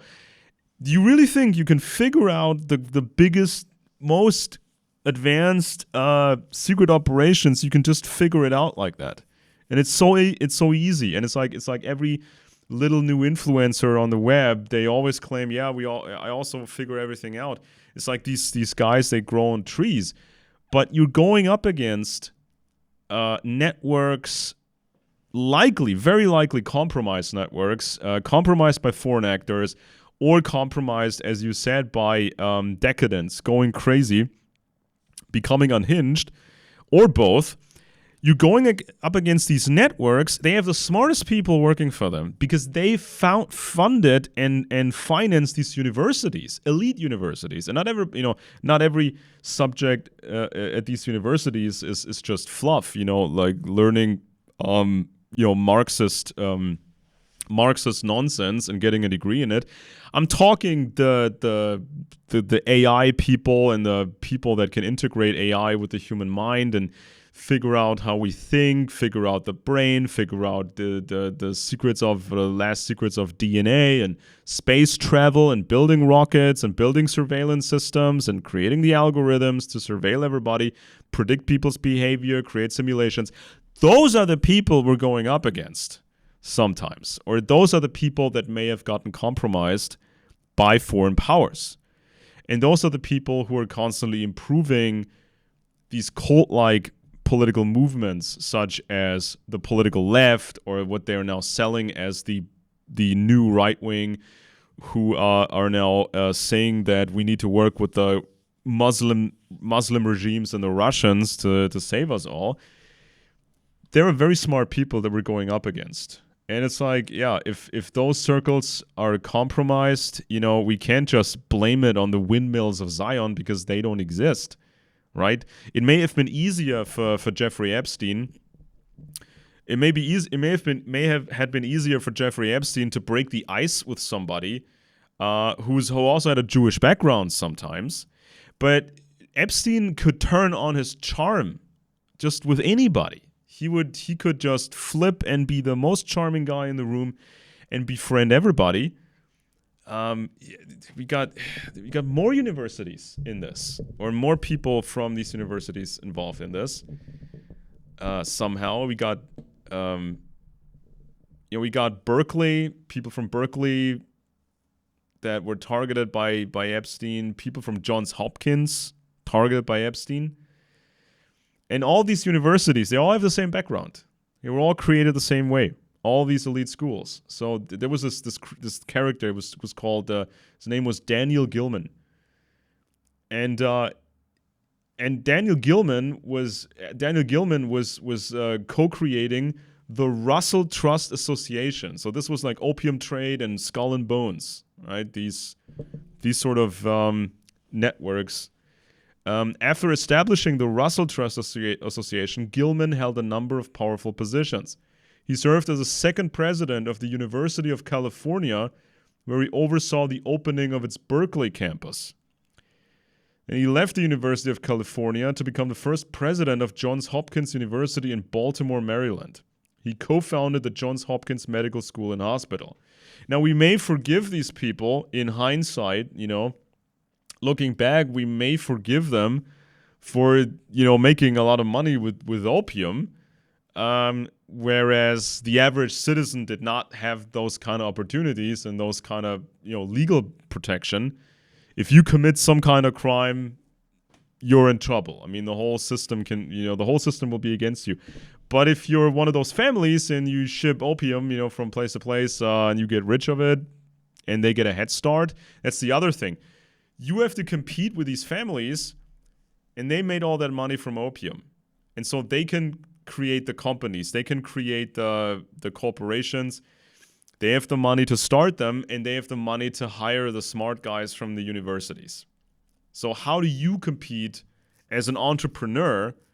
Like Ayn Rand would hope that, these great entrepreneurs, did it on their, would always do it on their own and would do it for the right reasons. How would you, as a young entrepreneur, how do you compete with these guys and their opium money? If some people got rich on opium money, and these families maybe sometimes go a little unhinged, and then what happens if there's like the same dynamic going on that we saw with the British upper class? First. When the atomic spies were exposed, like Klaus Fuchs, some people in Britain said, the guy had a Jewish background, came from Germany. He wasn't really a Brit, so I'm not surprised that he would be a traitor. Would never happen with one of our guys, one of our regular British young men from the big universities and from established families. They would never turn traitor, but then that's exactly what happened, with the Cambridge Five and others. Now, the ABA Journal reported on Daily Californian findings that DOJ released records showed Epstein paid a Berkeley law student's tuition and deposit, and the reporting framed it as part of an arrangement involving referrals of female assistants. Yikes. That's pretty scary. Yeah. But see, there you're getting into Berkeley, you're getting into graduate students, you're getting into people in the university who are younger, who are going to become important later. Yeah. You see, this is where your recruitment, you're targeting people at a young age because you're hoping to develop them. Because one of the things that the KGB says is you have to develop them ideologically, which is interesting. It even has instructions in these books on, is it the one on developing agents? It's working with agents. One of the things is you're as a KGB officer controlling agents. One of the things is you have to ideologically develop them. Even if they're pro-capitalist, even if they don't believe in communism, you have to, look at this news item you're going to bring. It suggests, show them a newspaper clipping that shows that there's problems with capitalism. There's problems with imperialism. There's, so you've got this ongoing attempt to, as the officer, not just to, enforce the discipline and keep the person on track as an agent, but you have to ideologically develop them. And this is constant throughout these volumes on training KGB officers that they have to. It's amazing. So you think about it, yeah, you can recruit someone who's not pro-socialist to be an agent for the Soviet Union. And we've got examples in history that they weren't really ideologically communist. But then you soften their view, because after all, wouldn't they like to justify their treason, in the end? Yeah. So they understand psychologically that they can bring them around. So there, when you look at Aldrich Ames, and when you look at statements he made, and you go, wait a minute, that's vaguely pro-socialist. That's vaguely critical of the capitalist system. What do you mean he wasn't ideologically recruited? He was definitely influenced ideologically, even though, we know he did it for the money. And then, with they never got a chance to do this to the Robert Hansen, because Robert Hansen spied he didn't identify himself to the Soviets. He just sent them places at dead drops and had them give him the money. So he would never directly interact with the KGB officer. It was very clever because he was a trained American counterintelligence FBI guy. And he did that. He was successful for, oh my gosh, he was recruited around 1978 by the GRU, or not recruited by, rather, he voluntarily sent information to the GRU. And then later, his wife caught him, made him promise not to spy for the GRU, so he went and spied for the KGB. Right? He started sending it to the KGB. They ultimately, I think, he was ultimately found out, but the story is the Russians themselves outed him, I think. And I think it was because maybe people in the FBI above him, who were probably actually controlled by them, might have been feeling some heat. And so I think the Russians exposed him. And he got caught in 2001. Yeah, and guess who also went to Harvard University? Henry Kissinger, or as we know him, Heinz Alfred Kissinger.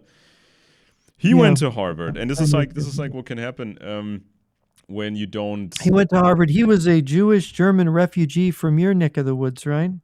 Yeah, pretty much around the corner here. Yeah. He was He almost lived to be exactly. 100. Almost Was exactly. Did he live to be 100 or 101 years old? How old was he when he passed? Yeah, about 100, I guess. He was.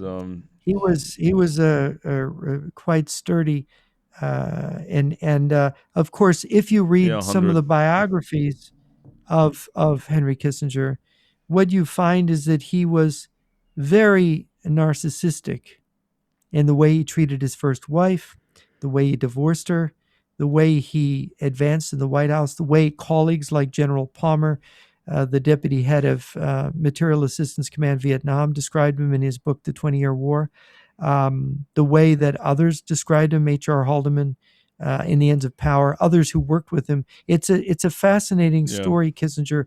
But the fact that Kissinger was accused of being a Soviet agent by one of the most important Western penetration agents in this Warsaw Pact, Michael Golanowski, was codenamed Sniper, and he actually got out when they were closing in on him, and he was able to defect. But he got a list. He memorized a list of Red Orchestra agents that were recruited, and he said that Sergeant Henry A. Kissinger's name appeared on the list.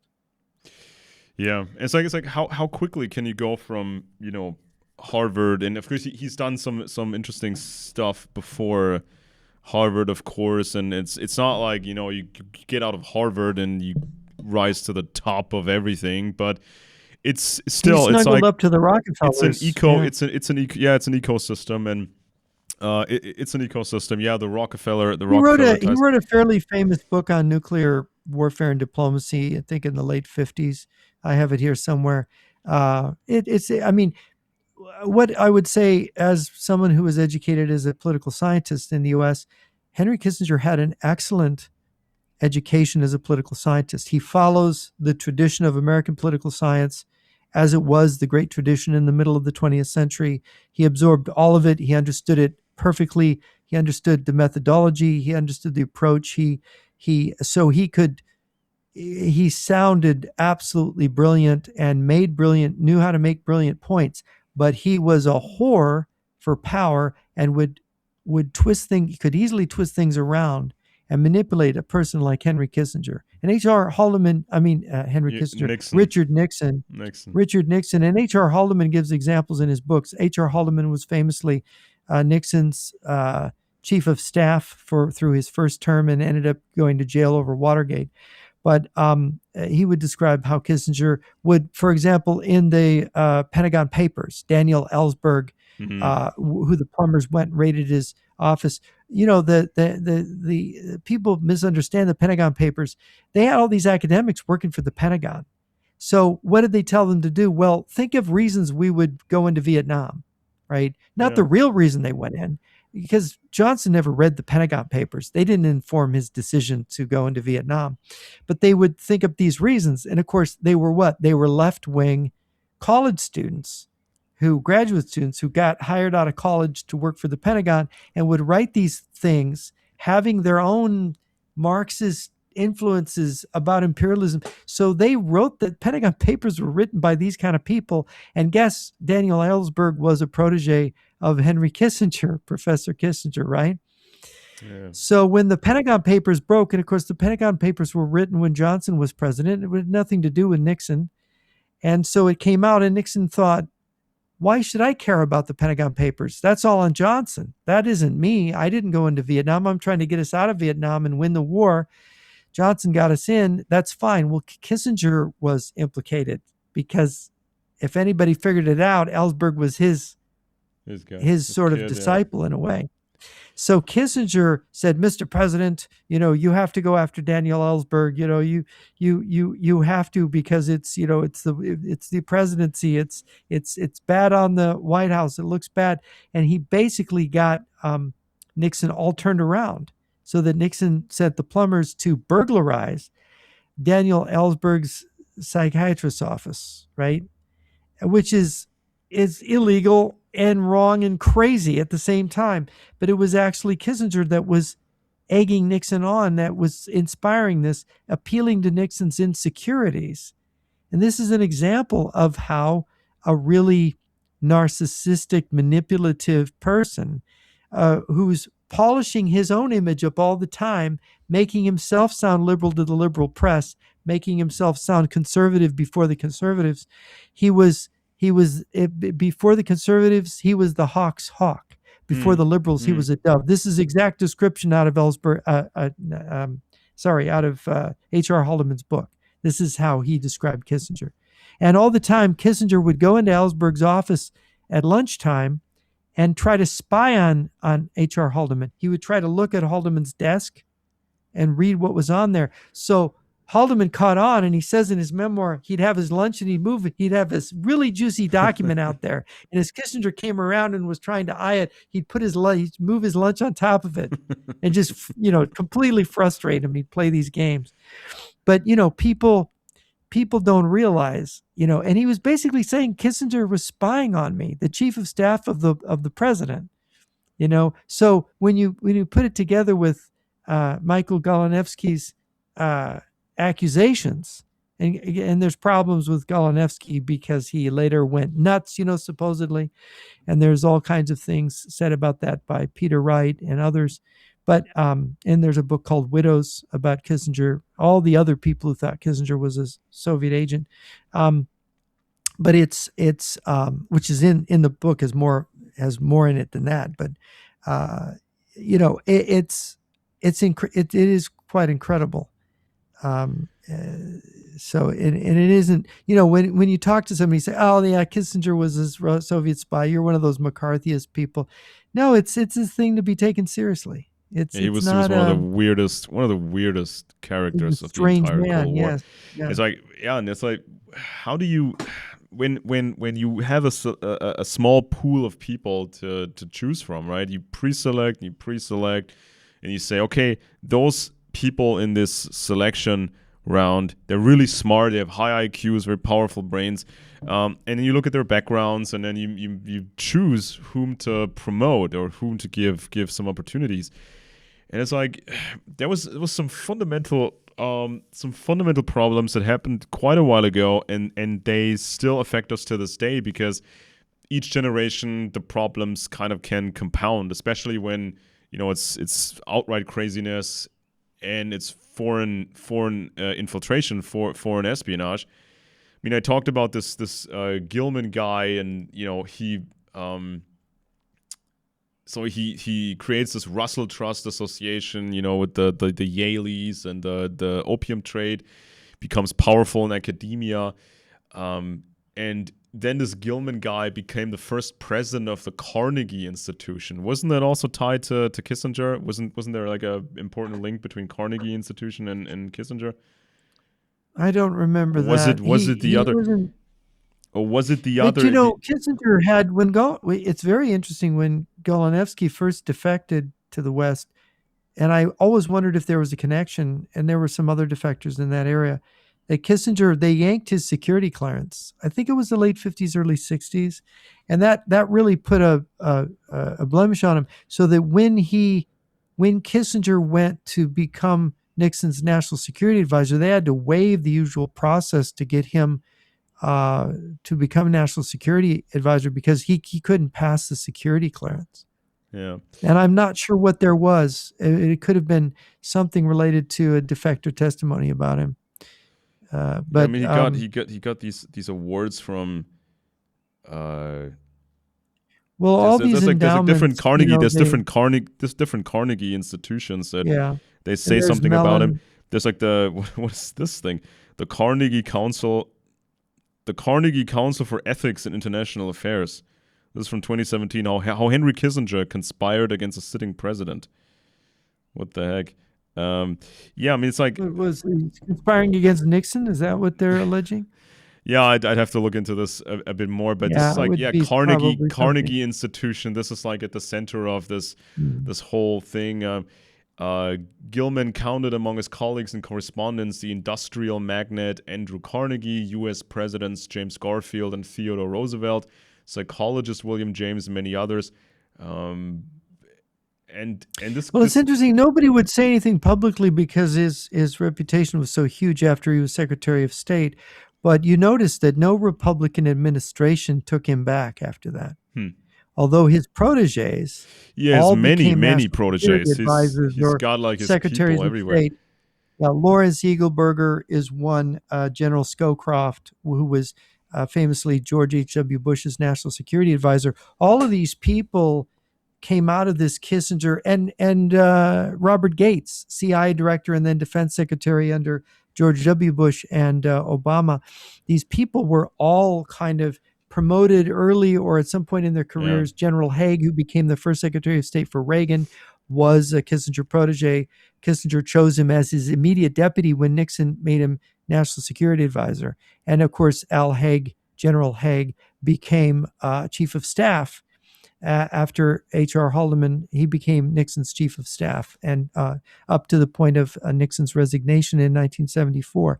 So, you can see the massive influence of Kissinger was a virtual machine, you could call it. And of course, he could operate it from without being in those positions himself afterwards. Yeah, it's like there's an order. There's orders of magnitude to these kind of issues. If somebody like Kissinger, who's so weird and talked so weirdly, he could rise up so high. I mean, there were so many people competing for the spots that he ultimately occupied, and we have to ask ourselves: was there some force that sabotaged competitors of Kissinger for these spots? Because if there was a Soviet network that wanted Kissinger in those positions, how do you get him there? Well, you kind of try to help him to be successful in many ways, and you have to sabotage his competitors. Kissinger was so nasty to deal with as a person, because he would. General Palmer's book, I think it's called The 20-Year War, about Vietnam War. It's very important to read because he talks about Kissinger's role and effect on General Maxwell Taylor and Material Assistance Command Vietnam. It was all negative. He would call up the commander of MACV and he would berate him, so that General Taylor would put on the Flight of the Valkyries at full blast in his compound and just drink scotch, is what General Palmer described him as, being so demoralized by Kissinger's browbeatings.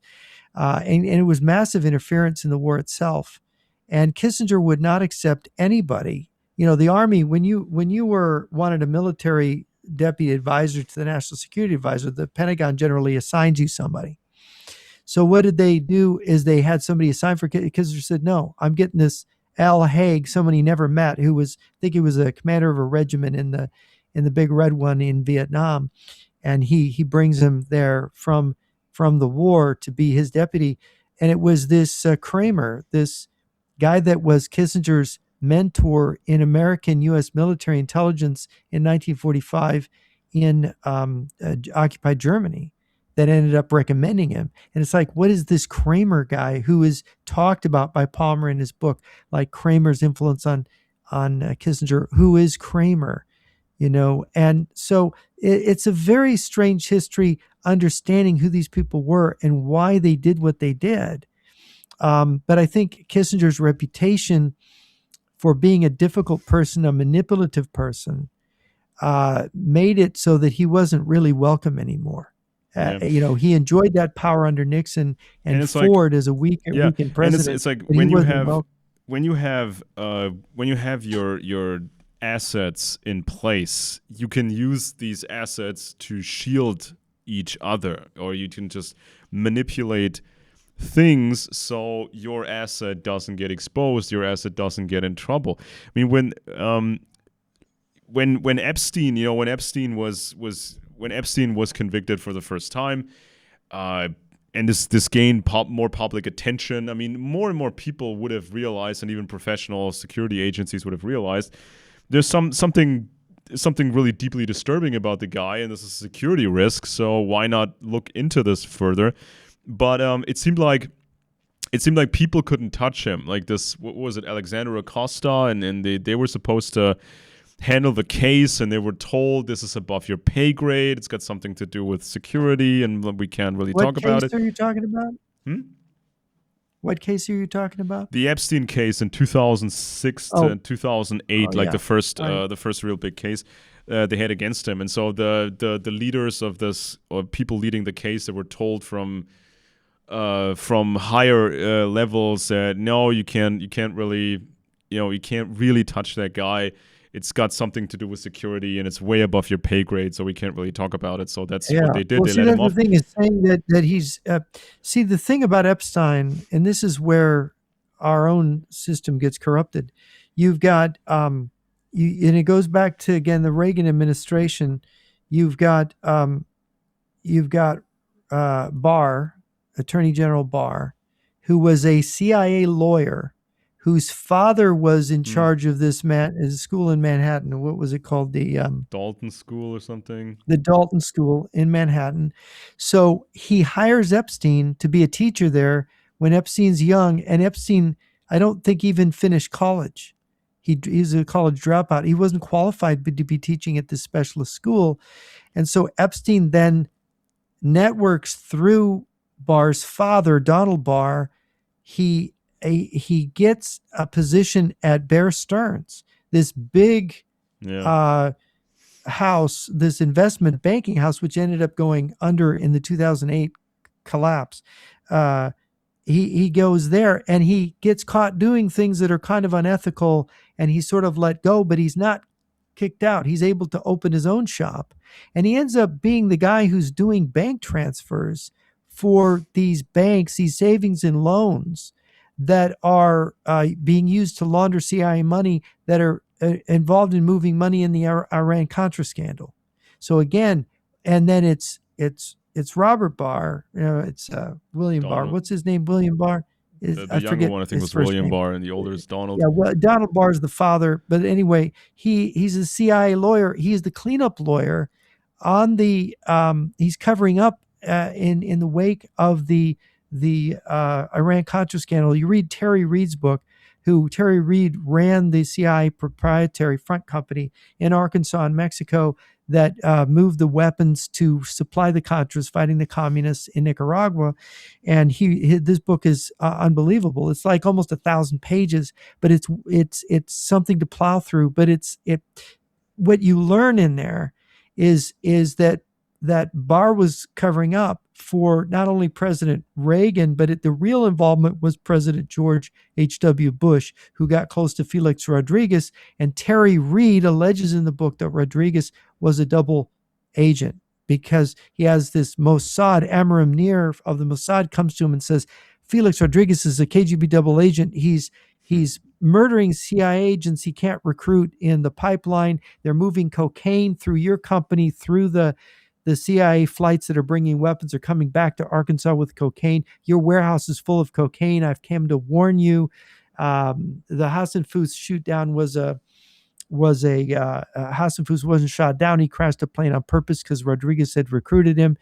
And so they go to Terry Reid's warehouse. Terry Reid says, there's no way my warehouse is full of cocaine. They drive there and it's full of cocaine. That's when Terry Reid just flees. He says, this is just, the KGB got into his organization. They influenced it. And he says, you've got to warn the vice president that he's now this close with a KGB guy who's trying to contaminate the whole administration, trying to bring the Reagan administration down by this, right? Trying to basically get their minions dirtied with cocaine.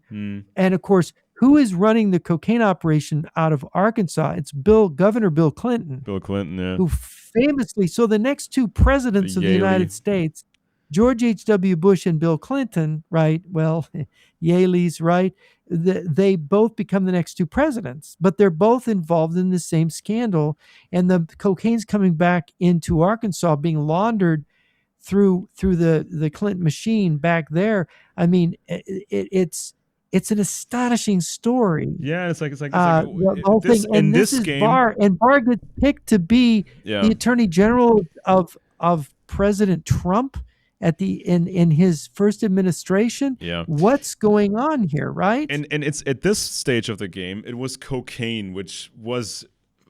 Before a certain time, there was not a big market, big consumer market in the U.S., and then it became a big thing, and then all the money was. People could make all this money with it, but this was like this was the big leagues, running cocaine and getting involved into these operations that fail because they're infiltrated. These are the big leagues, and in the past it was the opium trade and warfare and British Empire lurking in the background. These are the big leagues, and with when some authors wrote about the Epstein scandal, like Whitney Webb, who I think has never really had a bad thing to say about the Russians, and I think she never really got into the Russian contacts of Epstein. I mean, I read her 2-volume series on the Epstein case, and she talks about some of the people from that Epstein orbit. And their backstory with Meyer Lansky and the Bronfmans and such. These were booze runners. Sure, it was prohibition. Goes back to prohibition era. The rum runners and stuff. I mean, it was still a serious thing, but this was just alcohol. This was not international opium trade and using the opium money to fund major corporations that still exist to this very day or have merged into bigger corporations. This is not international cocaine running, with foreign policy tied into it and failed operations, where the Soviets are all over it. See, this is what people need to understand, that there's more to know. There's a bigger picture, and you can read something and say, "Oh my God, Epstein was with some Jewish mafia guys or some guys who were with the Jewish mafia and they made some money from booze running," right? There are levels to this. It's like, here, this guy. You had the Russell family, you had the Russell Trust, Yale Skull and Bones, the whole thing, opium trade. And Russell and Co.'s chief of operations was Warren Delano Jr., the grandfather of Franklin Delano Roosevelt. Delano sold opium in China for several years, amassing a fortune that propelled him into the New York elite when he returned to the US. He reportedly described the opium business as fair, honorable, and legitimate. However, his family and later the Roosevelts, who they intermarried, tended not to discuss the source of their wealth, even among each other, according to Geoffrey Ward, a biographer of Franklin Delano Roosevelt. It's Delano. Franklin Delano Roosevelt. Delano. Yeah. So it's like these are the big leagues, right? And maybe at the time they thought, yeah, it's okay, you know, it's not such a big deal. But if this is if those are the circles, wouldn't they go crazy at some point? You know, wouldn't these families at some point go a little nuts? And you mentioned George H.W. Bush. This was a weird human being. I mean, Bush Sr., just like his son, those are weird characters. And so, yeah, wouldn't they go nuts at some point, and wouldn't they try to cover up their mistakes? Like, they think they're doing an operation, you know, and then it's like compromised by the Soviets, you know, again. And so they would cover it up, and by covering it up, they compromise themselves even more, so it gets even more complicated. And at some point, if these young princes or these older family members, these old money guys, if like a number of them is really implicated and really compromised, what would they do for the USSR to make this problem go away? What kind of an understanding would they seek with the Soviet Union to have this buried? You know, to not have this go public. I mean, I always tell the truther activists out there, why don't the Russians ever give you prime material? Why didn't the Russians, the Russians expose all these kind of things in a big way and had exclusive evidence and gave this evidence to the truthers? They never give you anything truly special. Why would they? Because the good stuff. To me, interpretation, analysis and interpretation, and then the synthesis, trying to put it all together. There are facts that are irrelevant, and there are facts that are relevant.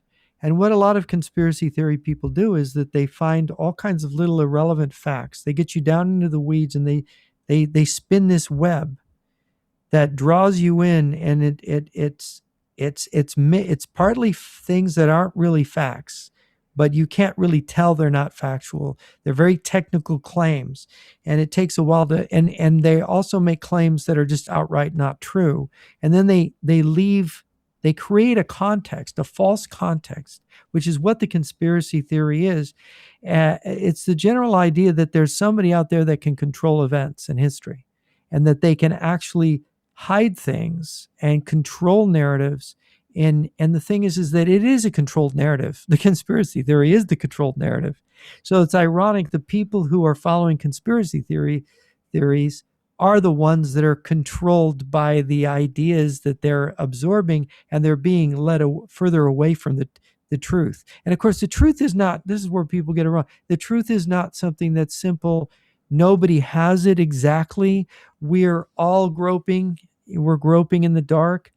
And the best gropers are the ones that find the big things and say, wait a minute, there's something here. And they're outlining the shape of it. And we can't be precise in everything. And of course, you look at someone like, our former friend, John Robin, is kind of sniping at me on X because, a couple of years ago, he was sniping at me because I wouldn't denounce Trump. Because I wasn't sure, I denounced Trump's first term. I said it was a train wreck.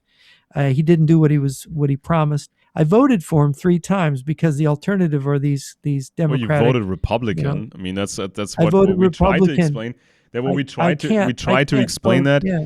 I mean, we got the same phenomenon like over the last couple of weeks or last few months where, influencers out there, even very large influencers out there said, I'm so disappointed in Trump. we're not, never vote for him again. We wouldn't, and let's have the Republicans lose the midterms and let them lose the White Yeah. House and blah blah blah blah blah. And You like, know, what are you talking given about? It's like, given the presidency of Biden and what he did to the economy, stopping the pipeline, going for cap and trade, ruining our economy. Trump's first term economically was much better. So anybody just voting on the economy would have voted for Trump's second term. But what we don't realize is what we can see now is how crazy Trump is. He's whether it's that he's got no adults in his cabinet, that they're all basically just telling him what he wants to hear. They don't have the stature. They don't have the gravitas to rein him in. He had people around him, General Mattis. He had John Bolton. He had a whole bunch of people that would stand up to him. And now he's got these Fox News hosts. He had Pam Bondi as the attorney general. He had people that really would just be worshipful and believe he was a genius. But Trump is not a thinker. Trump is not really a strategist. He's just instinctive. And like I said, he's got that narcissistic personality thing down where he's very manipulative and it works for him. But it's not. He needs real policy people who are knowledgeable to guide him. And of course, the question emerges. Jean Robin is saying, you won't say anything positive about Trump. Well, read now I'm on the part 5. I'm writing for my 5-part series, which is largely about Trump's turning U.S. strategy and U.S. Dominance on its head. By abdicating responsibility, you lose all that power and you lose all that influence. So Trump wants to begin by verbally assaulting our allies, and he thinks they're going to help him then, right? I mean, the stupidities don't end with this guy. yeah. Starting a war, not realizing he can't keep the Strait of Hormuz From the first open. moment, from the very first I'm moment, going to criticize what matters, right? Yeah. I'm going to criticize what matters, and Trump is out of control. And from the first moment, I said, this guy was coming up, or he was already born into money. Donald Trump, he was already born into money, and his father was hanging around with these people in New York City, like the Wagners, who were actually Germans, and and it was like this whole ecosystem, this whole. I mean, New York is a den of spies, just like every major city tends to be. This is where the financial capital of the world. Yeah, this is where spies trip over each other in a literal sense, because it's so bad. In Washington, it's the same way too. Yes. Yeah, and so it's like when you see these, families raising up, helping other families, and they're partying too much, and it's all kind of crazy, and it's all kind of out of control. This is like a whole ecosystem that was a prime target for the Soviets, and we know that the Soviets were interested in Trump's first wife, and they were interested in him, and maybe we could do something out of him. We have the files where the Soviets, or the Czech security service, they were considering operations, and they said, well, Donald is a bit of a wild man, and but he knows people, and he can get to know people. So maybe if we can get to him, and it's an if we get to him through his wife and through some other places, maybe we can infiltrate his surroundings, maybe we can bug his places and whatever, maybe we can catch him with something. Maybe we can one day control him. Maybe we can then have him go into politics, or have him get closer to people who are already in politics. This is just the general problem that we have with American elites, or some of these American networks, American families, and when they get attacked by Soviet espionage, they get attacked by these true believers who just complete the mission, who would just follow the mission. And it's like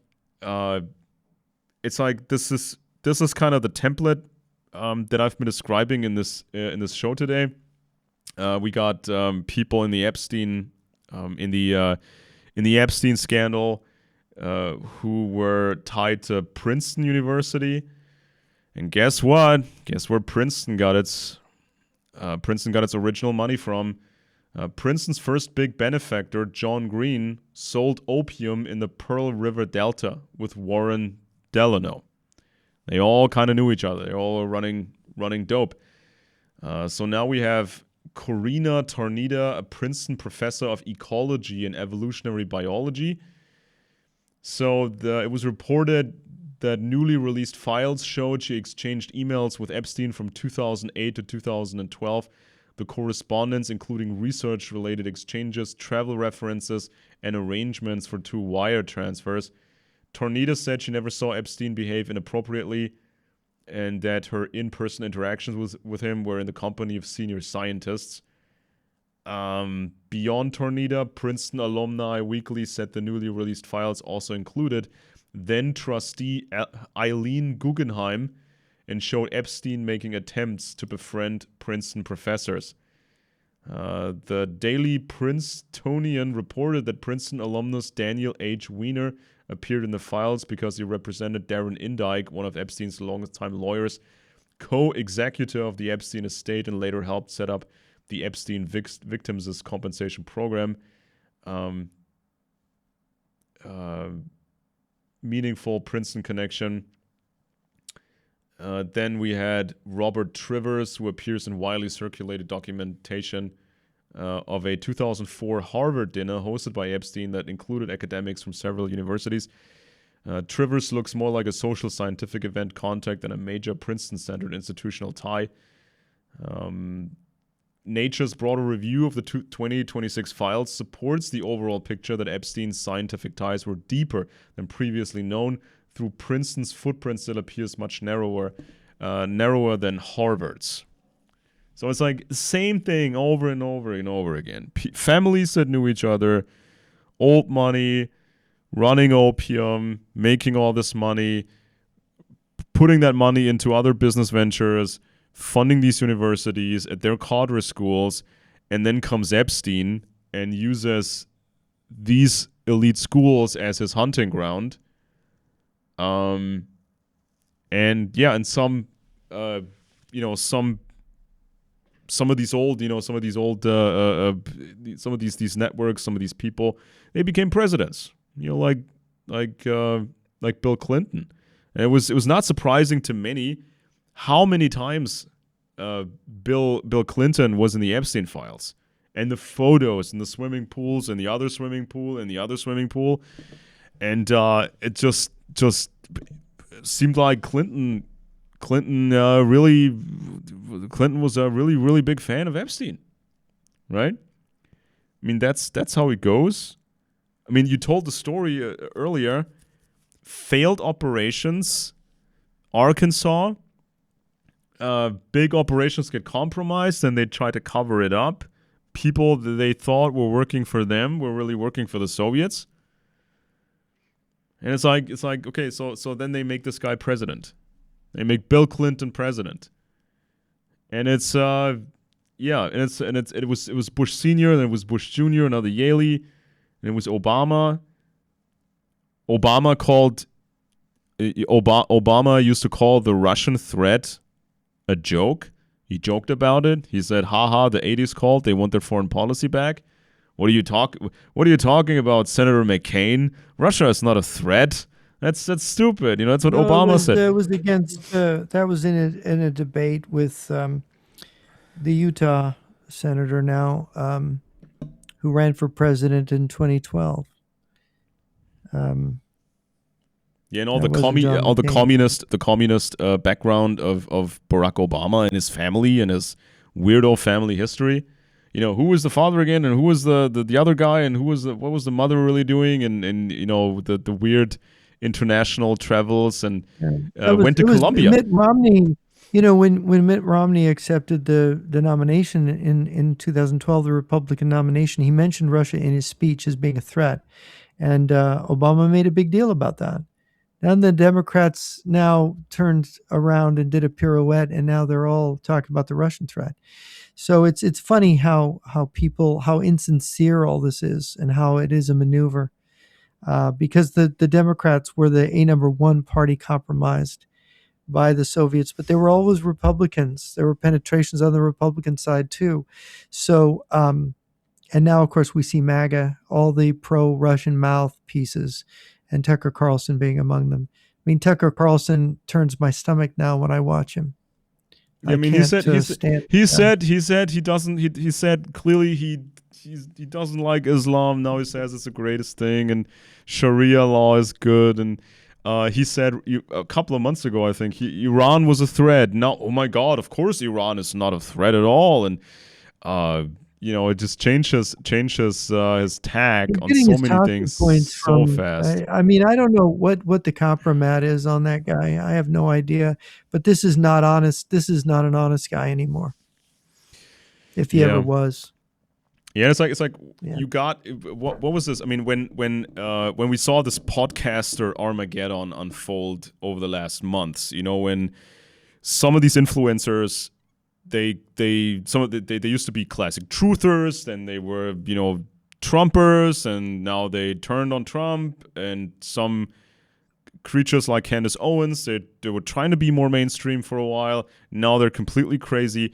They said all kinds of things about what this Iran war would be. Didn't turn out to be accurate so far. It was just these people creating this outrage for the benefit of whatever Muslim regime or whatever Russian entity or whatever they're a fan of. So you saw this podcaster Armageddon, and then people started to talk about like this pay for play system, or payola, where practically every famous influencer that you see has a sugar daddy or a sugar mommy, and guess who they are? They're from these rich old families oftentimes. They may own a supermarket chain, they may own, they may be in the oil business, or they may be in something else. It's always this, Well, because we forget that there was a kind of a genius at making money among many of these people, and certainly John Rockefeller is a good example. There's a certain genius there among these folks, and but when that first entrepreneur who made them rich, who brought them to this level, once he's gone, usually the children are not as bright. You don't see the same level of achievement. You don't see the same level of accomplishment. And so they are protected. And even some of these older tycoons, thank God that, we've got the system in place we do, because my children could barely keep on to what I've made, keep hold of it. And of course, they created these tax-exempt foundations to distribute their money, and the communists went right into those things because they realized, oh, we can make sure that our front groups get the money instead of things that are against communism. So that's how the anti-communist and the soft pro-Soviet left and right had got hold of this money. Why universities ended up with this slant that they did? I mean, there's more money in it. If you go into a university and you say, McCarthy was right about certain things, they were unfair to him, and here's what they did, you're going to have a problem. Yeah. With your career is not going to go anywhere, and people know that. So it's unfortunate that you can't get a more honest depiction of this. But yeah, we've been penetrated, but I have to emphasize, it isn't just penetration. There's this problem of degeneration of the intellect and the decline of our culture in general that would be happening even if this wasn't going on. It's sort of baked into the cake, and it's sort of the rise and fall thing.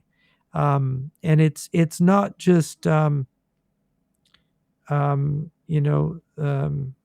the decline of the West. It's not just what Oswald Spengler said, saying that there's this structure that, this organic growth of civilization, and there might be something to that, but there's more going on here.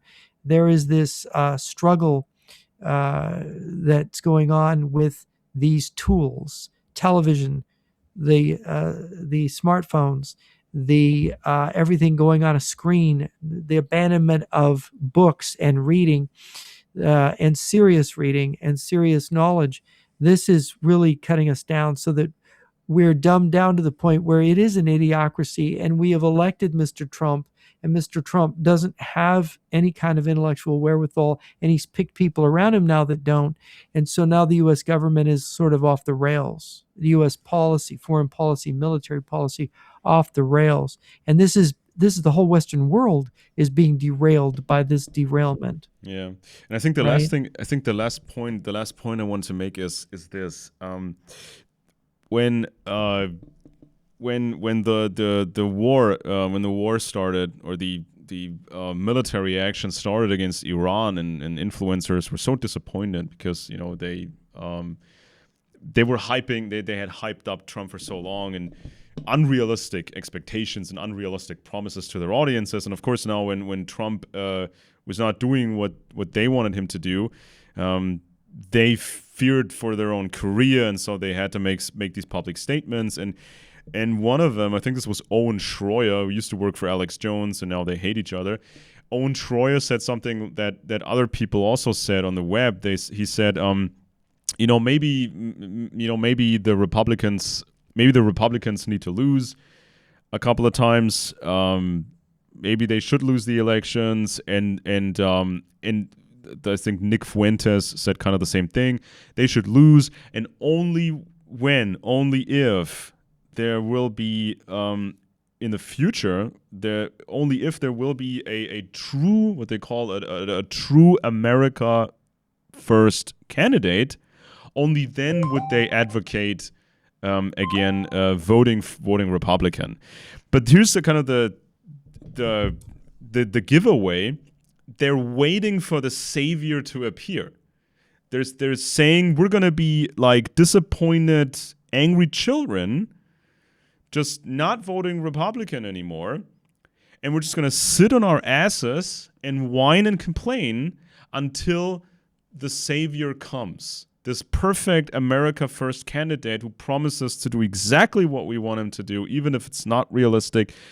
But first of all, the savior is not gonna come just like that. There has to be massive involvement, professional involvement by people that know what they're doing, and it's like these people, these influencers, they can't influence. They've shown themselves to be incapable of influencing people to engage in the right way, so that we can get a number of better politicians, more suited politicians. It's not just a presidential candidate. It's not just going to be a president that's going to save everybody.